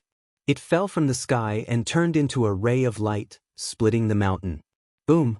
With an earth-shattering boom, the mountain shook, sand and stones flew, and a crack appeared on the mountain peak. It grew bigger and bigger until it became like a chasm. It quickly penetrated the mountain peak and spread to the bottom of the mountain peak. Tang Jing was shocked. Only now did he realize how big the gap between him and Azura was. If he didn't have the Ksitigarbha Sutra, Azura would have killed him. The Empyrean fairy was not surprised. She had seen such a powerful person before. They were even more powerful than Azura. Naturally, she wasn't surprised. This big movement attracted the soldiers in the distance. They were looking for the intruders. However, they didn't find any trace of them. It was as if they had disappeared into thin air. The shaking of the mountain attracted them, causing them to rush over one after another. From afar, they saw Tang Jing and the other two, especially the Azura who was hovering in midair. He was especially dazzling, like the sun, the absolute focal point. The soldiers looked at each other. Although they were also elite soldiers, they were still ordinary humans. This scene unavoidably made them tremble with fear. It was as if the Azura's blade had struck their souls, causing them to tremble and fear from the bottom of their hearts. Especially Azura's sword. One could imagine the shock they felt from afar. Some of them even wanted to retreat. They just wanted to get as far away from Azura as possible. However, their duty as soldiers made it so that they wouldn't retreat. Once their superior gave the order, they would charge forward without hesitation. Tang Jing chased after them and said, "Don't kill them later. We will try our best to stall for time. Give Azura enough time and space to unleash his power." Understood. The Empyrean fairy nodded. She took the lead and rushed out to meet the attacking army. Tang Jing tapped the ground with the tip of his foot. Like a pair of rocks spreading their wings, he also landed in the middle of the army. Under the layers of encirclement, the two of them didn't panic at all. It was as if this was a common occurrence. Tang Jing didn't take out his treasures. He knocked down the soldiers in front of him one by one. However, he didn't take their lives. He only temporarily made them unable to move. They could only watch helplessly. However, this was a military base after all. They might lack other things, but they didn't lack soldiers and weapons. Therefore, wave after wave of fully armed soldiers rushed forward. They were like ants trying to eat an elephant. They wanted to use attrition warfare to defeat the two of them. Tang Jing and the Empyrean fairy were strong and had extraordinary stamina. They dealt with the enemies in front of them while paying close attention to Azura. When the sword fell, it didn't completely split the mountain. It only left a huge crack. The mountain was like a person's mouth. It cracked open as if it was crying. Azura wouldn't give up until he achieved his goal. He raised the Azura sword again. The sword light shone brighter and the cold air was threatening. The sword's soul burst out from the Azura sword again. It fell from the sky with an even stronger aura than before. Boom! The saber's soul slashed down along the crack that it had just created. The mountain shook and many soldiers fell on their butts. They were dumbfounded as they stared at the mountain peak. The mountain peak was completely split into two, revealing the scene below.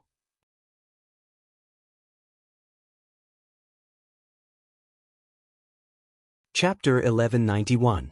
The Azura blade finally split open the mountain. Inside the underground fortress, a loud sound came from above. Rocks flew everywhere, and dust rose up. Both sides raised their heads abruptly and stared at this scene in shock. Even the mechanical warriors subconsciously raised their heads. The bureau chief's expression changed.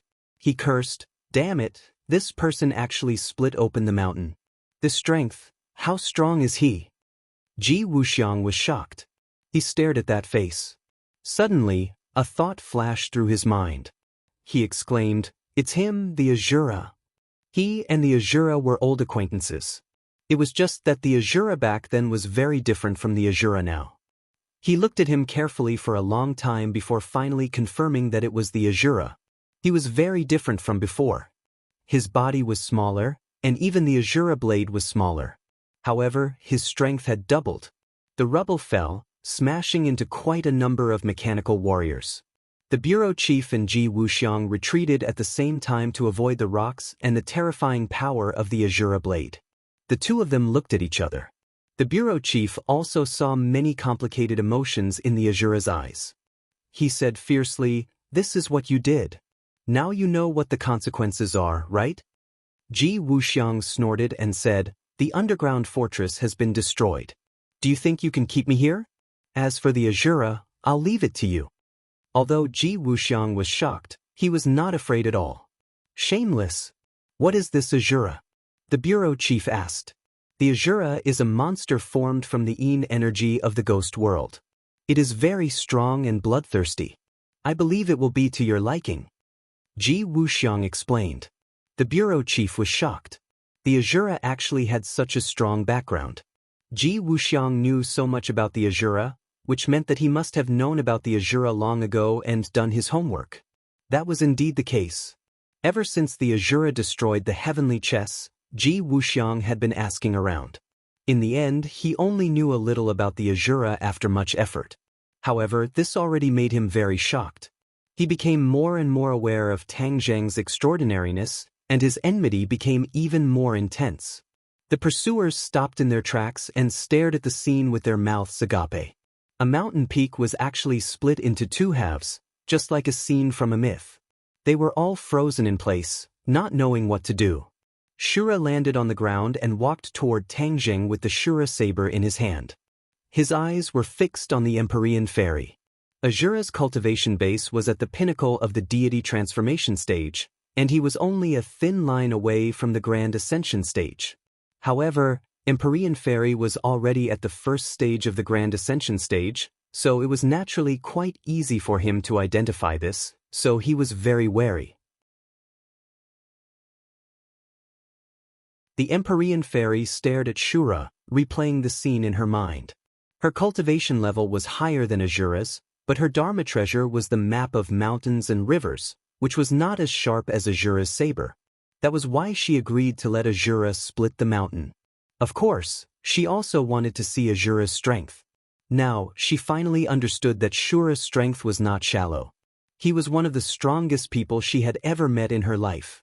Even if she was at the first stage of the Grand Ascension stage, she must not underestimate him. Their eyes met, and an invisible pressure spread in the air.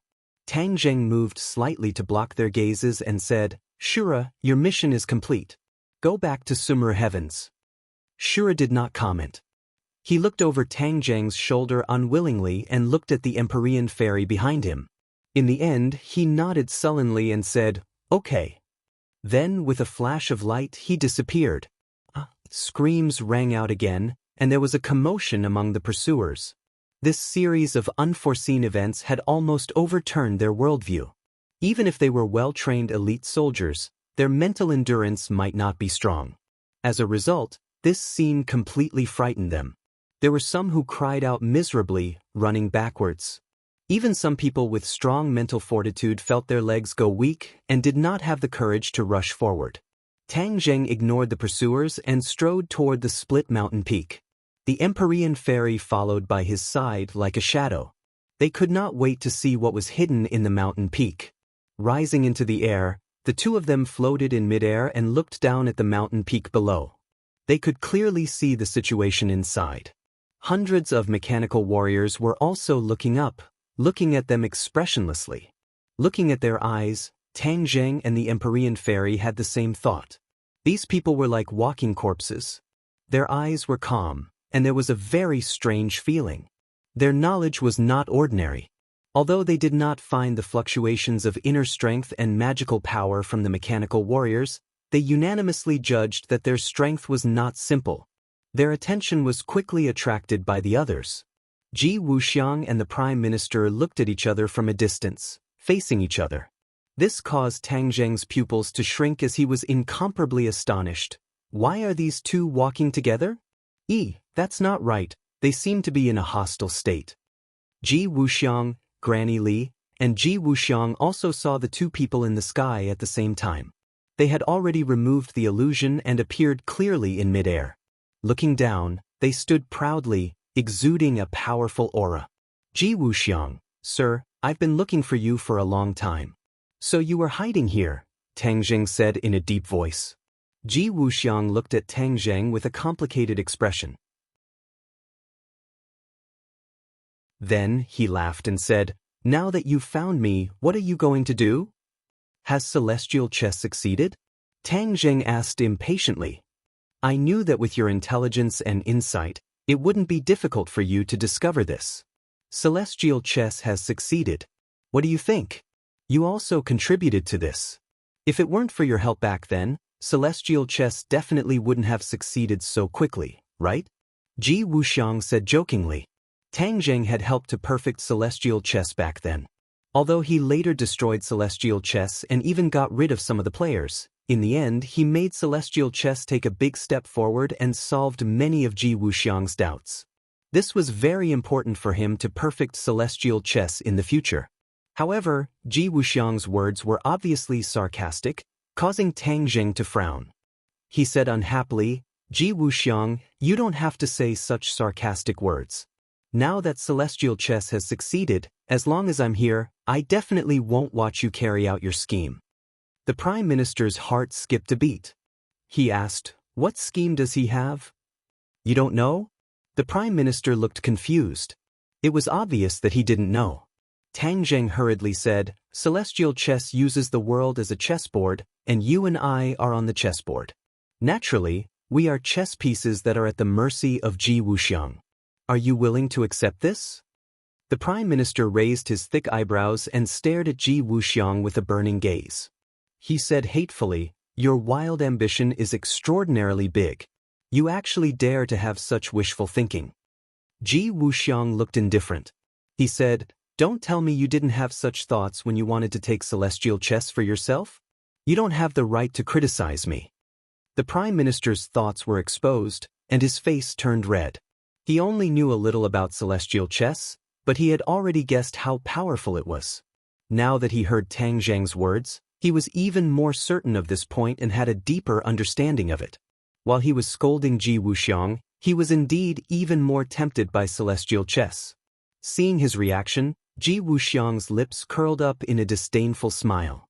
He said to Tang Zheng, "See, these politicians are so hypocritical. They clearly want it, but they say the opposite in a righteous manner. You're talking nonsense." The Prime Minister rebuked in exasperation. Ji Wuxiang, however, was not afraid at all. He continued, "The angrier you are, the more it shows that you have a guilty conscience. Tang Zheng, let me tell you something else. Do you still remember the Dragon Group's super warriors and the King Kong mecha?" Tang Zheng's head trembled, and he nodded subconsciously. These two things allowed him to see the power of technology. "Look at these. What are they?" Ji Wuxiang pointed at the mechanical warriors and asked.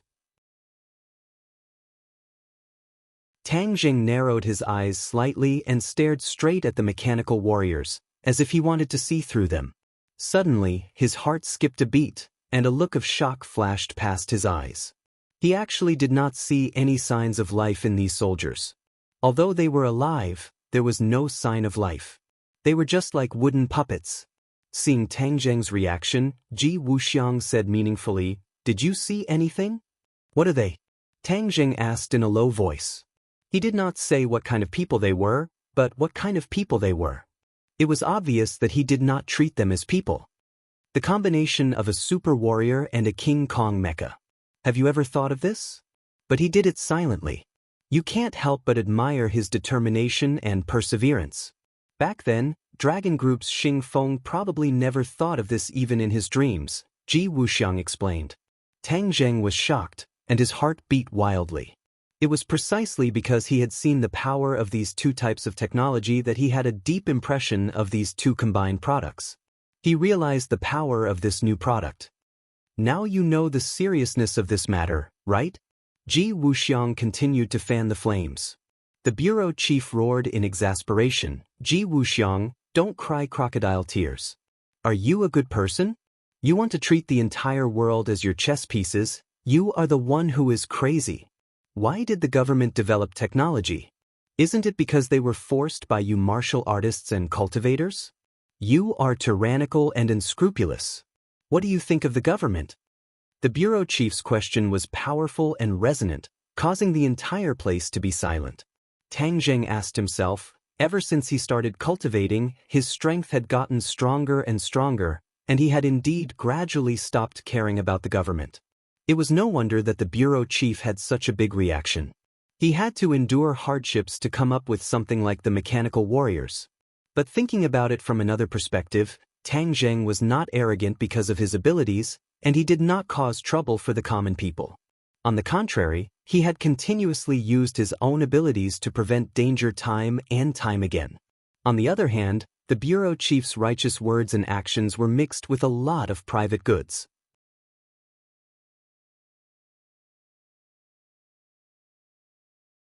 Chapter 1192.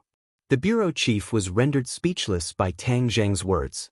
He glared at Tang Zheng in shame, but there was nothing he could do about it. Ji Wuxiang laughed and clapped. "Brilliant, your words are powerful and resonant. Who knows how many people are thinking about it? You colluded with each other and colluded with each other.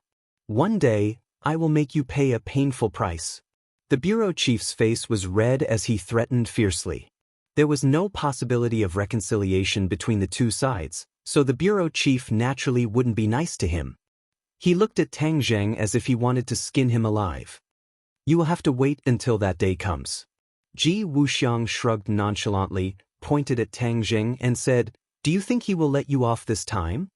The bureau chief's pupils shrank, and there was some fear in his heart, especially when he recalled the scene of the Azura splitting the mountain.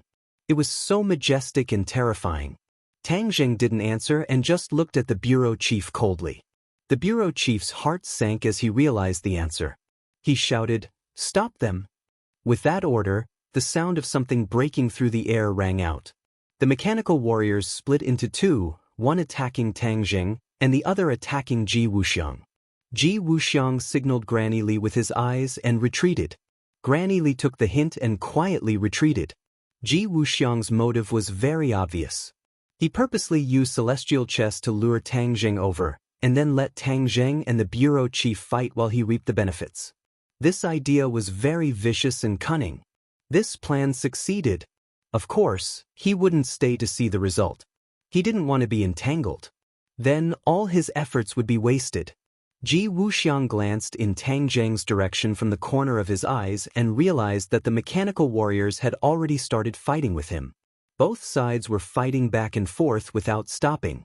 Seeing how Tang Zheng dealt with it so easily, Ji Wuxiang's eyelids kept twitching. There was no doubt that Tang Zheng's strength had improved again. A scholar who has been away for 3 days must be looked at with new eyes. This sentence was very suitable for Tang Zheng. A bright light flashed through Ji Wuxiang's eyes. No matter who won or lost, he would be the biggest winner. "Let's go," he said in a low voice.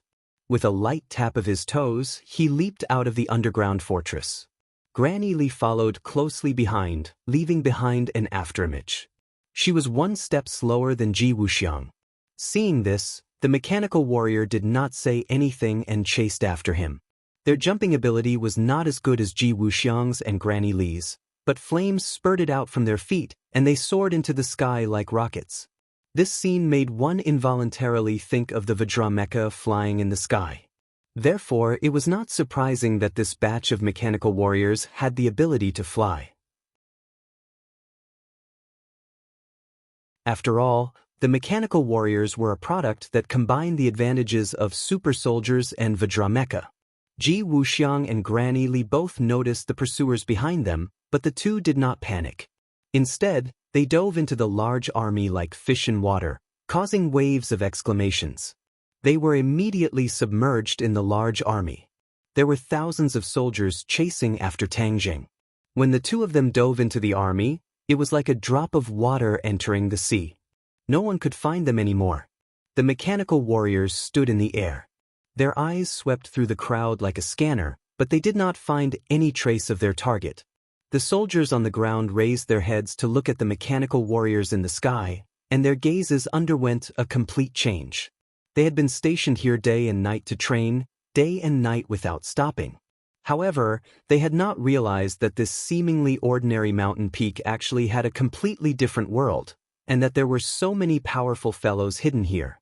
Although they did not have as much information as Tang Zheng and the others, they could guess that the people flying above them were not ordinary people. Although both sides were dressed similarly, with uniform military uniforms. Come back and annihilate them. The bureau chief saw the scene outside the underground fortress from the big screen and secretly scolded Ji Wuxiang for being cunning. He actually let him slip away. There were priorities. Ji Wuxiang had left and did not pose a threat for the time being. Therefore, they had to use all means to deal with Tang Zheng and the Empyrean Fairy.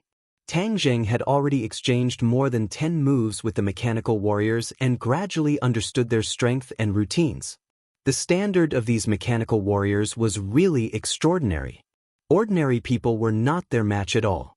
Even many martial artists and practitioners might not be able to defeat them.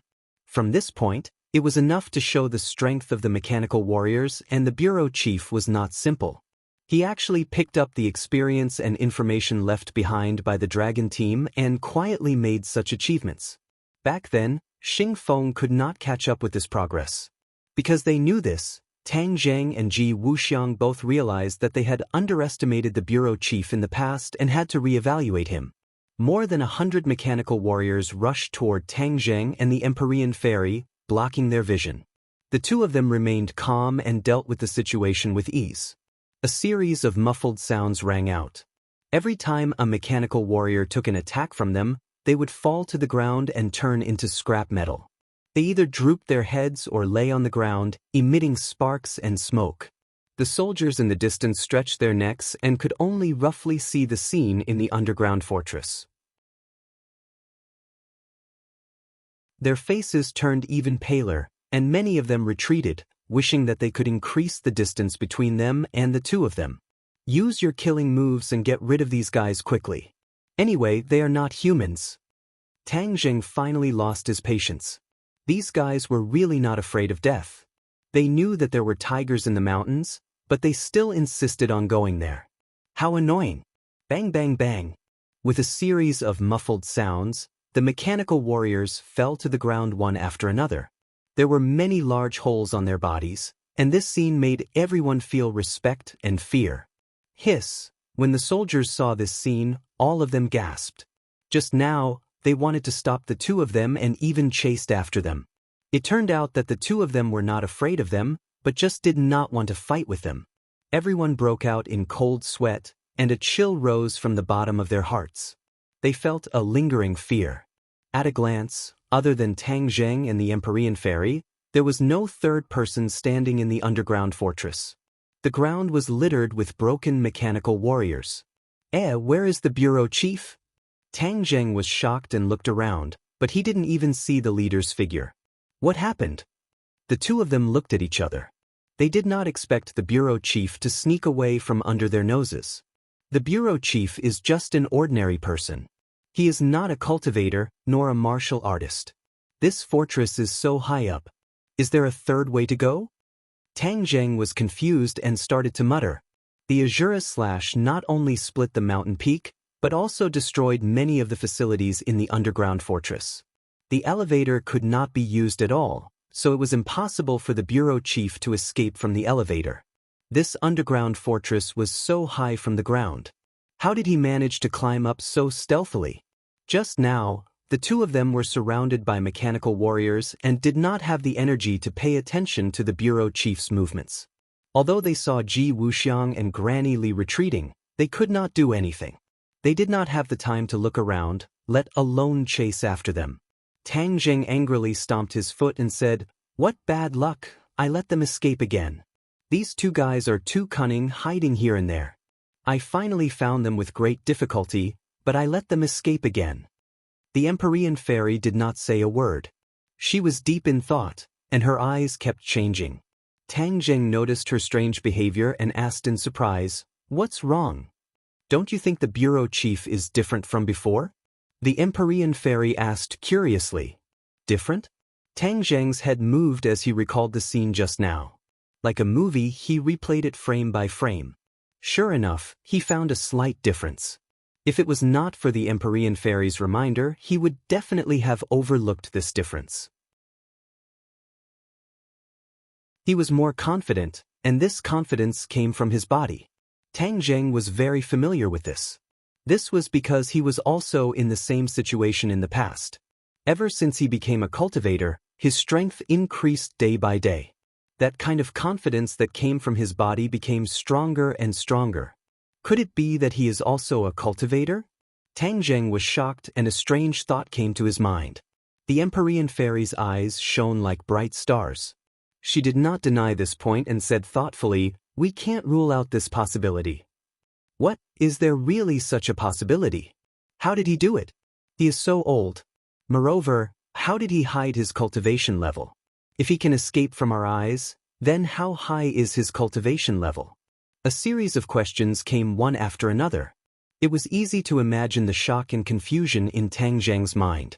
The Empyrean fairy was not surprised and said, "It is not impossible to forcefully raise a person's cultivation level. There are many secret techniques in the world that can do this. However, there is a huge side effect.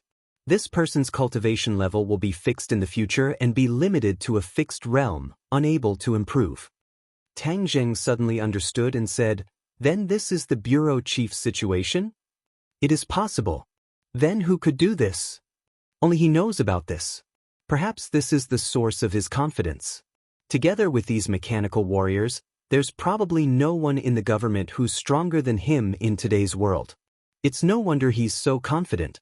The mysterious maiden of the 9 heavens sighed. Tang Zheng's expression darkened. He knew what this meant. As the bureau chief's strength increased, his ambition would also explode. It was no wonder he would have ideas about Tianqi and Ji Wuxiang. However, this was no different from asking a tiger for its skin. In the end, he would be harmed instead. "What do you plan to do next?" the Empyrean fairy asked curiously. Tang Zheng stared blankly at the messy underground fortress. His gaze swept past the mechanical warriors and his heart sank. The power of technology was undeniable and could not be underestimated. The bureau chief had luckily escaped this time, so he would be more careful next time. It would be harder to find him than to reach the heavens. The power of science and technology would be a great help to him, and it wouldn't be surprising if he invented some strange things in the future. However, when they met again in the future, his strength would be vastly different from what it was now, and he would be an even greater threat. Tang Zheng sighed inwardly. Although he thought of this, there was nothing he could do. "Tang Zheng, what are you looking at?"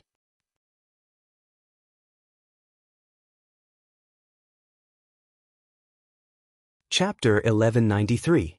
Xian Envy of the 9th Heaven's exclamation startled Tang Zheng.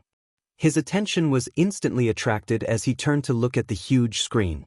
There were many surveillance images on the screen, and some of them were familiar to him. "Our house." Tang Zheng was shocked as he immediately recognized that this was actually the scene of the surveillance camera outside his house. The bureau chief was monitoring his house. This made him furious. He slammed his fist on the ground and roared, "Damn it!" No matter who it was, they would have the same reaction when they saw their house being monitored. The Empyrean fairy frowned. Looking at the surveillance images, she could imagine that her every move was being watched by someone else. It was needless to say how angry an expert would be when he found out about this cruel reality.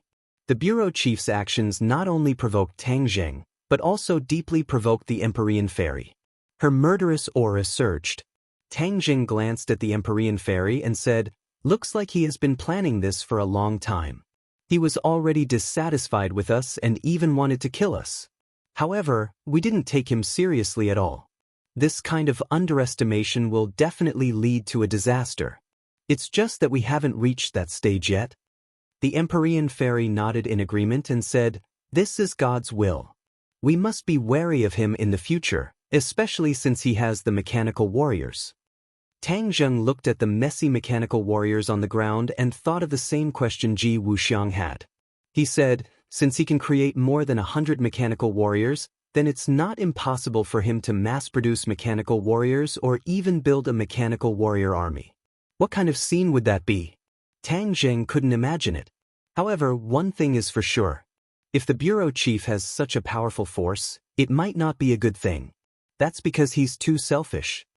The Empyrean fairy felt the same way. She never had a good impression of officials. After all, Qin Shi Huang was the greatest example in history. It was hard for her to have a good impression of him. "Then what are you going to do?" Tang Zheng pondered and said, "This matter is of great importance. It's not something that can be decided with just a few words. Let's leave this place first. It won't be too late to decide later." The Empyrean fairy nodded and didn't object. They looked at each other and jumped at the same time. With two sounds of breaking through the air, the two of them soared into the sky, causing the soldiers outside to exclaim in surprise. They stared at the sky dumbfoundedly, but the two figures quickly disappeared, and not even their shadows could be seen. As for what kind of chain reaction this mess would cause, they were not in the mood to care. After returning home, Tang Zheng first searched around his house and found many hidden surveillance cameras, which clearly recorded the movements around his house. This large villa area was already protected by a large array. Ordinary people had no qualifications or opportunities to enter. Apart from the peripheral surveillance, it was indeed difficult to find an effective way. This kind of surveillance could only give a general understanding of what was going on inside the array and couldn't touch the core. However, it was enough to know a lot of secrets. Among them was the backyard of Tang Zheng's villa, where a transmission array was set up. This was one of Tang Zheng's big secrets, and the transmission array was the key to connecting to the island. In this way, wouldn't the scene of him using the transmission array many times be monitored? A feeling of uneasiness instantly enveloped Tang Zheng. His eyes flashed with a cold light, and he took down all the cameras. This movement attracted the attention of others, who gathered around and looked at the cameras in his hands. Their faces were filled with confusion. "What is this?" Yi Dingdang asked curiously, "Why are there so many cameras around our house? Did you send someone to install them?" "How could it be me?" Tang Zheng said coldly, "Some bad people deliberately installed these to monitor us." Monitoring? Yi Dingdang covered her mouth as her eyes widened. Her mind raced as she immediately thought of how she had climbed into Tang Zheng's room through the window in the middle of the night. Didn't this mean that all of this was recorded by the surveillance cameras? So embarrassing. Although she was carefree, this matter was too private and should not be made public. Therefore, she was extremely angry. Her almond eyes were wide open as she said with a fiendish expression, "Who did this? We must not let him off." Although the others did not have as much information as Yi Dingdang, they still felt uncomfortable all over. They said indignantly, "This person is scheming and actually wants to deal with our family. We must not let our guard down." "Lord Envoy." Suddenly, the Witch Clan disciples all knelt down in front of Tang Zheng and said with incomparable shame, "Please punish us, Lord Envoy. It's all because of our incompetence that we didn't discover the enemy's vicious intentions. We almost caused a disaster." Everyone was shocked by the actions of the Witch Clan disciples. Tang Zheng immediately went to help them up, but they did not get up at all. They insisted on kneeling on the ground, as if this was the only way to dispel a portion of the guilt in their hearts. Tang Zheng looked at them helplessly and said earnestly, "I order you all to get up. All of this is not your fault at all. Everyone has moments of carelessness. Moreover, all of this is because the enemy is too cunning. It's not your dereliction of duty, understand? The Witch Clan disciples looked at each other in dismay. Seeing that Tang Zheng was furious, they did not dare to disobey his orders and stood up resentfully.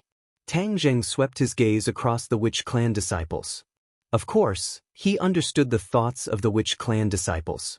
The Witch Clan was absolutely loyal to him, and any mistakes they made would be magnified infinitely in their hearts. Tang Zheng did not wish to see this scene. I'll say it again. If there's anything in the future, don't take responsibility for it. I'm not a muddle-headed person. Don't tell me that I can't tell who's on my side and who's on my enemy? Tang Zheng deliberately asked in a deep voice.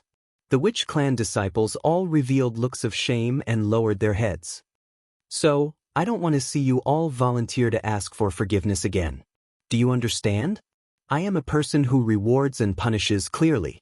If you have really made a mistake, I will naturally not be merciful. Tang Zheng's aura surged, especially the dragon's might that was faintly discernible, causing people to not have the slightest thought of resisting. There was only the word, submit, in their hearts. When the few women saw this scene, their eyes lit up as they looked at Tang Zheng with burning eyes. This was their lover. He was truly a hero. Who did this? After calming down, Feng Shishir asked curiously. This was the doubt in everyone's hearts as they looked at him curiously. Tang Zheng muttered to himself and said, Chief. What? It's him. Everyone was shocked and stared at Tang Zheng with their eyes wide open. Obviously, they were the same as Tang Zheng and had neglected this important mission. Although his identity was illustrious, in their hearts, cultivators and warriors were superior.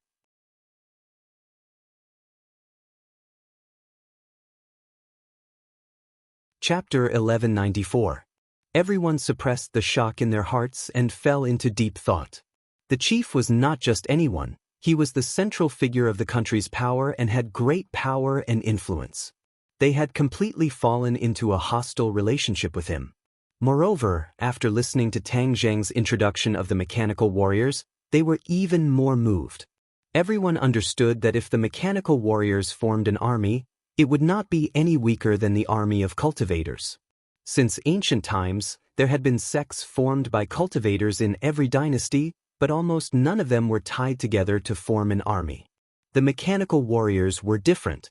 They could form an army and use the power of technology to arm themselves.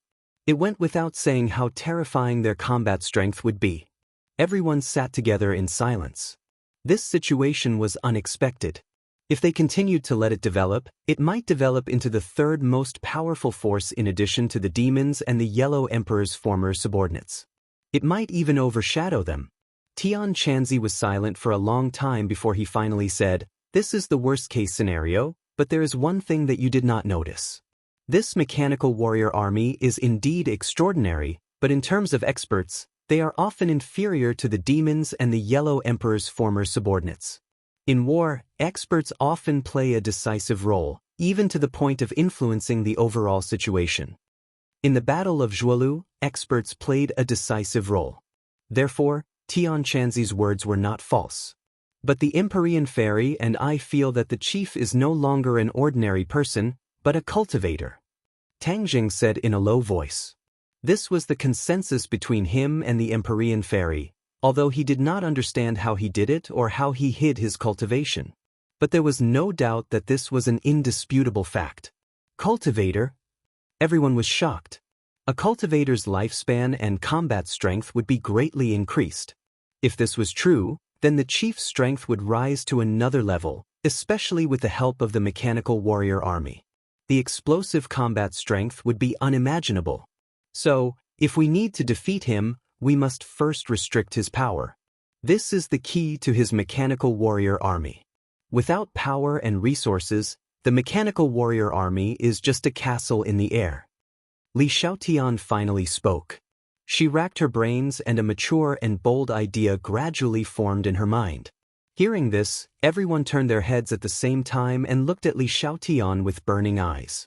Tang Zheng's heart stirred. "What brilliant plan do you have?" he asked. He knew that Li Xiaotian had always been resourceful, especially when it came to scheming. After all, she had once been the holy maiden of the Li Palace. Although she had lost her memories, her talent had not been affected in the slightest. Li Xiaotian's lips curled into a smile. Her seduction skills were maturing day by day. Every frown and smile of hers was full of flirtatiousness, causing one's heartstrings to tremble. Remove the firewood from under the cauldron. Li Xiaotian bit her white teeth and softly spat out 4 words.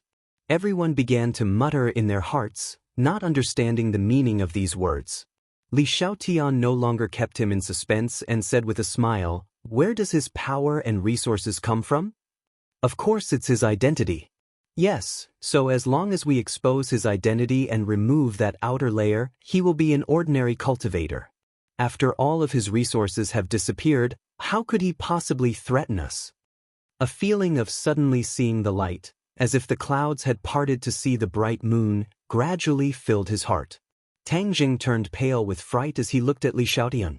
This plan of removing the firewood from under the cauldron was indeed very powerful, but it also had to be said that it was extremely daring. This was because, after all, the chief was at the pinnacle of power. Although he was not the head of the country, he was still one of the top people. Shaking him was extremely difficult. Li Xiaotian did not seem to care at all. She continued, "He has many opponents. They are all hoping for him to make a mistake. They are even secretly collecting information on him. As long as we reveal the matter of the mecha warriors to them, then we don't need to do anything. They will be impatient to deal with him. Because once he truly creates the mecha warriors, then there will be no one else in this country who can do anything. Everything they have now will go down the drain. For their own benefits, they will definitely stop at nothing to attack him." Many people who had not yet understood heard this and finally understood the brilliance of removing the firewood from under the cauldron. Only someone as daring as Li Xiaotian, who had never placed any importance on being an official, would come up with this kind of plan. Tian Chanzi looked deeply at Li Xiaotian and could not help but say that he was impressed. He had always prided himself on being smart, but he had never thought of this kind of plan. "I agree. When the sandpiper and the clam fight, the fisherman benefits. This is the most beneficial method for us." Tian Chanzi said in agreement. Empyrean Fairy thought for a while and also nodded.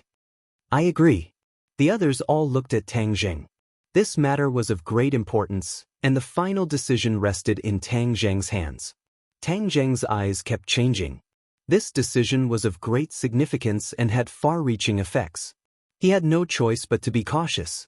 In the end, he fiercely gritted his teeth and said, "Fine.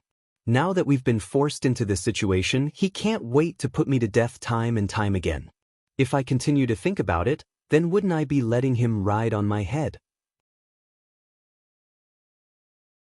So what if he has a high position? He doesn't have the final say in this country, and he's not an ancient emperor. Even an emperor can be pulled down from his horse if he's willing to be cut into pieces, let alone a mere high official. After saying this, the thoughts in his heart suddenly became clear, and he felt a lot more relaxed. After listening to his impassioned speech, everyone's eyes were different, and they all bloomed with excitement. Although Princess Anne was a member of the royal family, there was also a deep-rooted rebellious spirit in her bones. Otherwise, how could she have done so many extraordinary things? What she yearned for the most was to fight for freedom and be a hero who could break free from the shackles and shackles. This was the work of romanticism. But she fell for this. She stared at Tang Zheng without blinking. Her heart was like a flower that slowly bloomed, and a fragrance filled her entire body. "Do you need any help? I can ask my father for help." Princess Anne impatiently said, "No need. This is our own family matter. If outsiders interfere, it will instead cause unnecessary trouble and lead to more disturbances." Li Xiaotian rushed to reject Princess Anne. This was a family matter. If it involved foreign powers, there were indeed too many uncontrollable factors, and it could even develop in the opposite direction. This kind of thing where they were going in the opposite direction was definitely not something they would do. And slightly pouted. Li Xiaotian's rejection made her unhappy. She looked at Tang Zheng with expectant eyes. And, thank you for your good intentions. Li Xiaotian's words are reasonable. If you interfere, it will only make the situation more complicated. Tang Zheng tactfully refused, and was a little disappointed.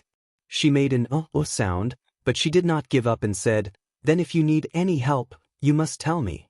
I will do my best to help you. This declaration caused the other women to raise their eyebrows. This was openly trying to poach someone.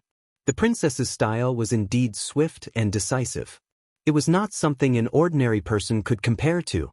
Tang Zheng accepted her good intentions and then said to Li Xiaotian, since you proposed this plan, then you must have a detailed plan. I would like to hear the details. Li Xiaotian faintly smiled. She thought that he really did understand her. This feeling was very good. She suppressed the distracting thoughts in her heart and organized her thoughts. She said, do you still remember the pillow talk plan I told you about? Tang Zheng nodded. The others raised their eyebrows and curiously looked at the two. How come they did not know about this pillow talk plan?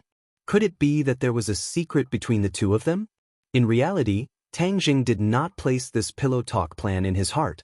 This was Li Xiaoyan's full operation, so he simply acted as a hands-off shopkeeper. Seeing his family's suspicious and curious faces, Tang Zheng simply explained the pillow talk plan. When everyone heard this, they could not help but be secretly shocked. So the Li Palace still had such a hidden power. This seemed insignificant, but in many critical moments, it could play a pivotal role.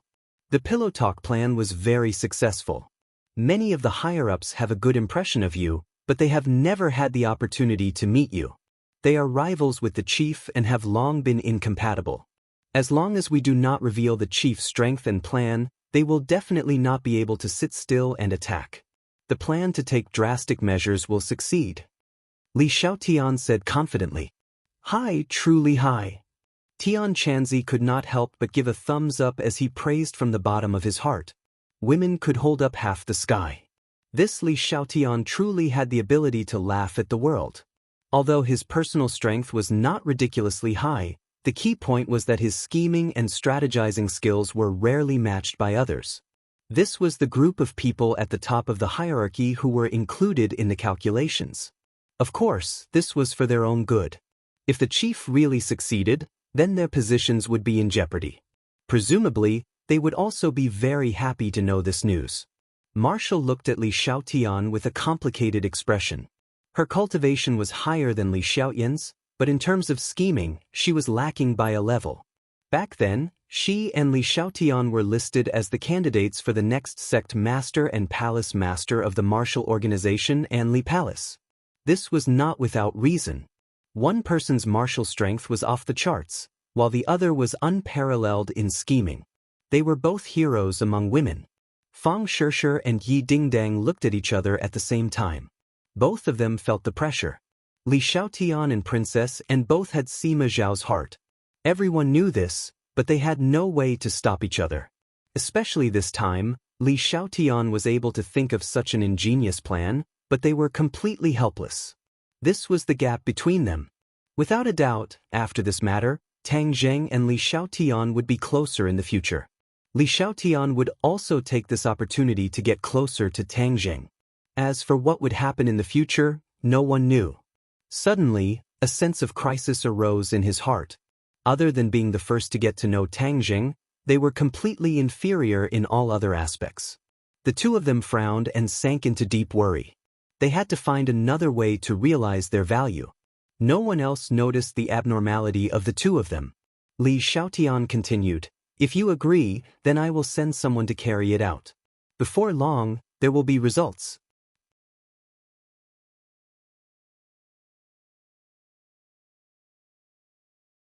Chapter 1195. Li Xiaotian obeyed Tang Zheng's orders, and for the next 10 days or so he did not return home, and his whereabouts were unknown. The capital was calm, but in reality, there were undercurrents. The Yen family sent out some news, and the things that happened in the military base in the suburbs of the capital were still spread out a little, but it was very different from the truth. The mountain peak was split in half, described as the result of some kind of advanced weapon test, which attracted the attention of many countries' militaries. When Yen Patian mentioned this matter, he shook his head and sneered. He clearly said that this was a smokescreen released by the officials, and the actual situation was definitely not like that. Tang Jing secretly praised, as expected, the older the ginger, the spicier it was. Although Yen Patian did not personally witness it, he was not deceived. Since the Yen family had taken the initiative to inform him, Tang Jing did not hide anything and explained the whole story in a few words. Yen Patian turned pale with fright and was unable to shut his mouth for a long time. After a long while, Yen Patian finally regained his senses and said with a serious expression, "Young Master Tang, it's not that this old man is timid, but the chief is definitely not an ordinary person. You and him are already like fire and water. I'm afraid you have to be fully prepared."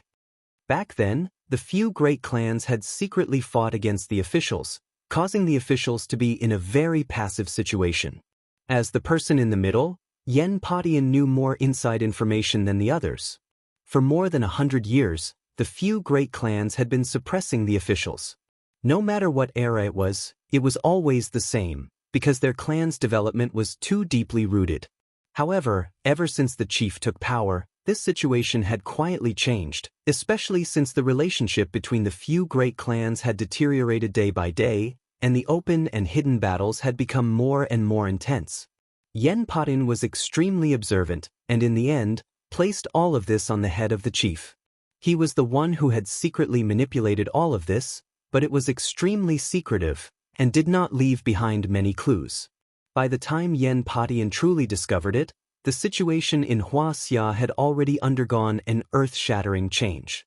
Cultivators had appeared out of nowhere, and it would be useless to bring up this old debt. This time, after hearing the chief's magnificent feat, Yen Patian revealed this inside information. Tang Zheng's expression changed slightly, and he felt deep respect for her. One could not judge a book by its cover. The chief had actually unknowingly done so many magnificent deeds. If there were no cultivators involved, perhaps, the power of the officials would become stronger and stronger, and the few great clans would be in imminent danger. If Tang Zheng had not defeated the great families, there was a high chance that they would have declined. It was only a matter of time. The Ye family is still under the support of the chief. In the past half a year, they have attacked the city and taken out the stronghold, and their strength has greatly increased. They have already recovered to their previous level. Although they are still unable to threaten our existence, they will definitely be stronger than before. Yen Patian said earnestly. The strong rise of the Yi family made people see how extraordinary the chief was. With just support, the Yi family regained so much vitality. It really made people have a whole new level of respect for him. Then do you think the Ye family will know the whereabouts of the chief? Tang Zheng asked curiously. In the past 10 days or so, he had not been idle. He had spread out an inescapable net to search for the bureau chief's whereabouts, but to no avail. He was like a drop of water falling into the sea, without a trace. This made Tang Zheng feel as if there was a blade at his back. Maybe, after all, their relationship is not shallow. Yen Patian hesitated for a moment, and said doubtfully. A light flashed in Tang Zheng's eyes, as if he was deep in thought. Yi Dingdang looked at him and immediately realized the opportunity, and said, "I'll go to the Ye family for you." In the past 10 days or so, she and Fang Shishir had been vexed over their position and role. Now that they saw an opportunity, she naturally could not shirk her responsibility and volunteered herself. Yi Dingdang and the Ye family could be considered as fire and water. Her trip this time would definitely not be smooth, and might even be dangerous. Yi Dingdang was very clear on this point, but she was once a member of the Ye family, so she was the best candidate. Moreover, only danger and difficulty could explain her value, so she had to go even more. Tang Zheng frowned as he looked at her and said, "I'll go alone, you don't have to go." Although Yi Xuanji was still alive, Yi Ku was currently handling the specific matters. Yi Xuanji had always been in hiding, but in reality, the one who was most likely to be in contact with the chief was him. Therefore, he had to find Yi Xuanji this time. Last time, because of the nightmare, there was a fight in the Ye family. After that, Tang Zheng never went to the Ye family again. This time, there might be a fierce battle. The Ye family was not a match for Tang Jing. He was not worried, but he did not want Yi Dingdang to face the Ye family directly. This was a scene that Yi Tianlei did not want to see. Yi Dingdang did not have such concerns. She grabbed Tang Zheng's arm, as if she would not let go if he did not agree. Fang Shishir saw through Yi Dingdang's thoughts and was not jealous. Instead, she was happy, as this was equivalent to finding a breakthrough. Thus, she immediately pleaded for Yi Dingdang. Just bring her along, maybe she can help. Seeing Fang Shishir speak, Tang Zheng was silent. Fang Shishir rarely asked him for help. Since she opened her mouth, Tang Zheng could not refuse. He reluctantly said, "Okay, but Ding, you have to listen to me. Don't act rashly. We are just going to inquire about the situation. If it is not a last resort, there is no need to fight." Yi Dingdang smiled and nodded. "Don't worry, I am very obedient." Outside the Ye family, Yi Dingdang had not been here for a long time. Looking at this familiar and strange scene, her face changed subtly, and she sighed faintly.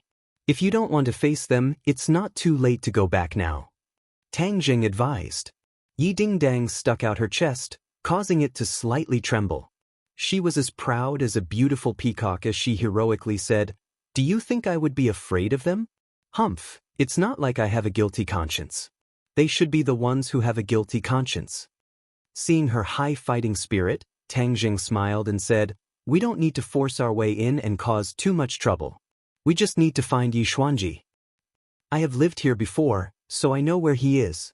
In order to prove her worth, Yi Dingdang impatiently said, "Normally, when he has nothing to do, he will definitely stay in his own training ground to cultivate. That is a small black room where normal people would not be able to get close to. There are many loyal and devoted people of the Yi clan hidden in the surroundings to protect him from being disturbed while he is cultivating." Tang Jing said, "Oh, then show me the way. I will take you in." Yi Dingdang was beaming with joy. Her heart was filled with anticipation and excitement. She was not a girl who knew her place, and there was a rebellious feeling in her bones. Tang Zheng conveniently hugged Yi Dingdang's willow waist, causing her to tremble slightly before taking advantage of the situation to lean into his embrace. The warm embrace nearly caused her to become intoxicated. She and Tang Zheng were already very familiar with each other's bodies. Leaning into his embrace, she still had a strange feeling, as if she had been electrocuted. "This way." Yi Dingdang pointed in a direction far away.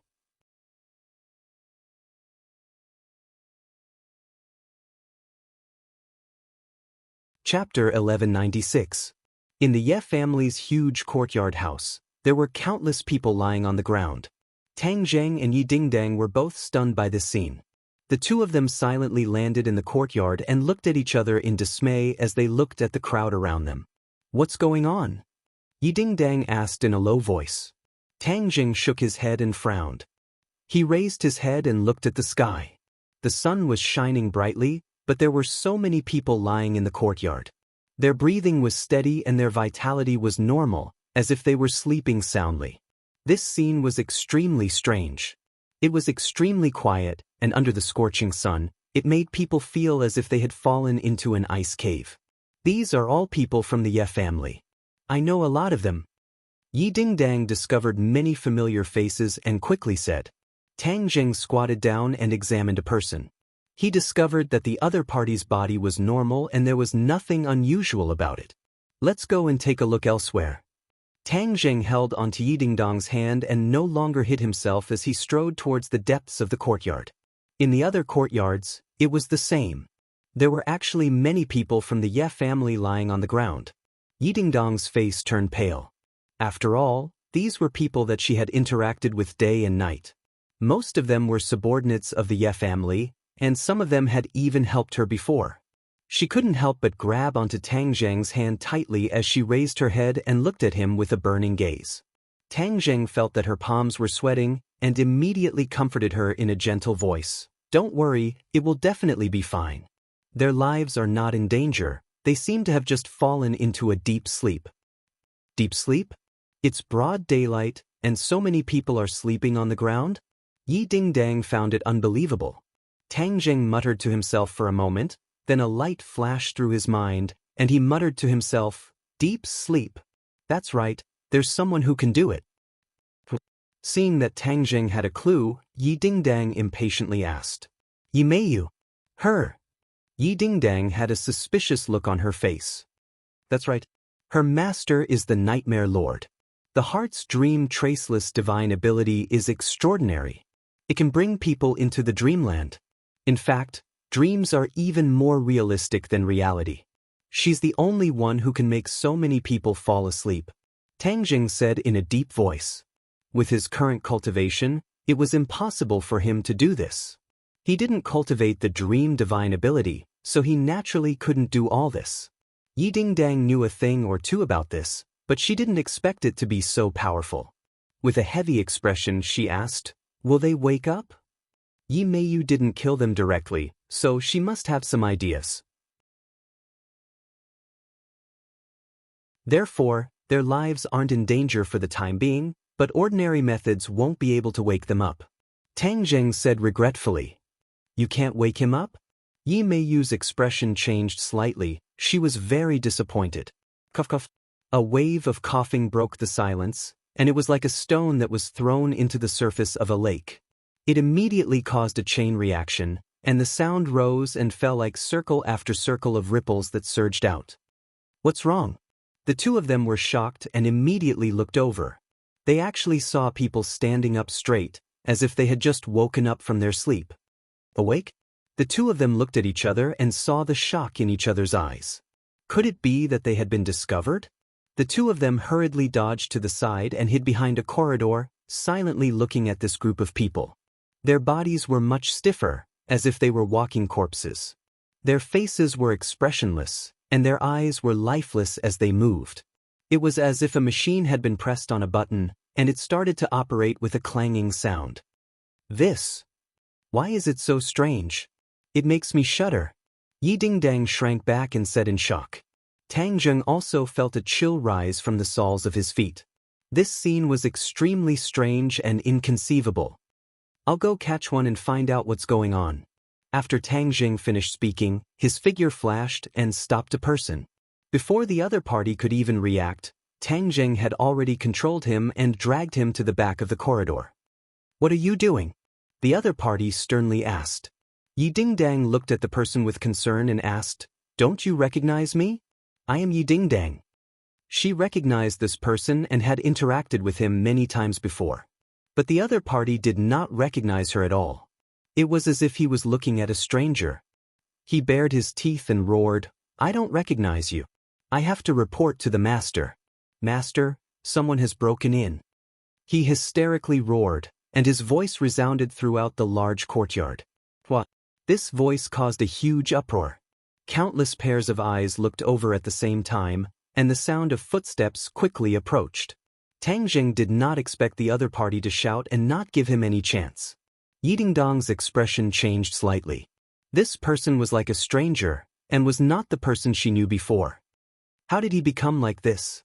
Yi Dingdang asked blankly. He has already been controlled by Yi Dingdang and lost himself. Tang Jing said in a deep voice, pulling Yi Dingdang out of the corridor, only to see a large group of people rushing over.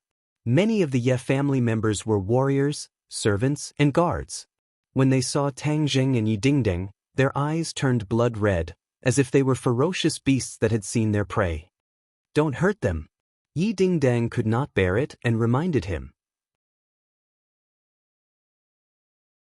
Tang Jing nodded and said, "Since we've been exposed, then we might as well not hide anymore and lure Yi Meiyu out."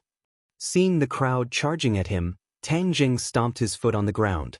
Ping! A loud sound rang out as the ground cracked inch by inch. An invisible force quickly spread out in all directions from the point of impact. Bang, bang, bang! Countless people were sent flying in all directions. "Yi Meiyu, come out!" Tang Jing growled. His voice was like a large bell, quickly spreading to every courtyard of the Ye family. Crash! A figure soared into the sky from a house, breaking through the roof and bringing with it a large amount of rubble. Finally, he landed on the roof and stared at the two of them from afar. "Yi Xuanji!" Tang Jing's pupils constricted. He was overjoyed. He actually found the main character so quickly. Yi Meiyu did not appear, but finding Yi Xuanji was also a gain. Yi Xuanji looked at the two of them with a complicated expression and said coldly, "You guys have barged into my Ye family again. Do you really think my Ye family is a public toilet? You think you can come and go as you please? Yi Xuanji, after 3 days of separation, I have a whole new level of respect for you. To think that your Ye family would actually become like this, it's truly unexpected." Tang Jing said meaningfully. Yi Xuanji snorted coldly, his gaze once again landing on Yi Dingding. His expression became extremely complicated, but he could not hide his disgust and anger, and reprimanded, "Yi Dingding, you unfilial descendant, you actually have the face to come back." Yi Dingdong's pale face instantly flushed red. She stared back at Yi Xuanji unyieldingly, her aura completely different from before. Yi Xuanji was not an ordinary girl. If someone bullied her, she would fight back. This was an instinct that went deep into her bones. All of her cowardice and fear would be thrown to the back of her mind.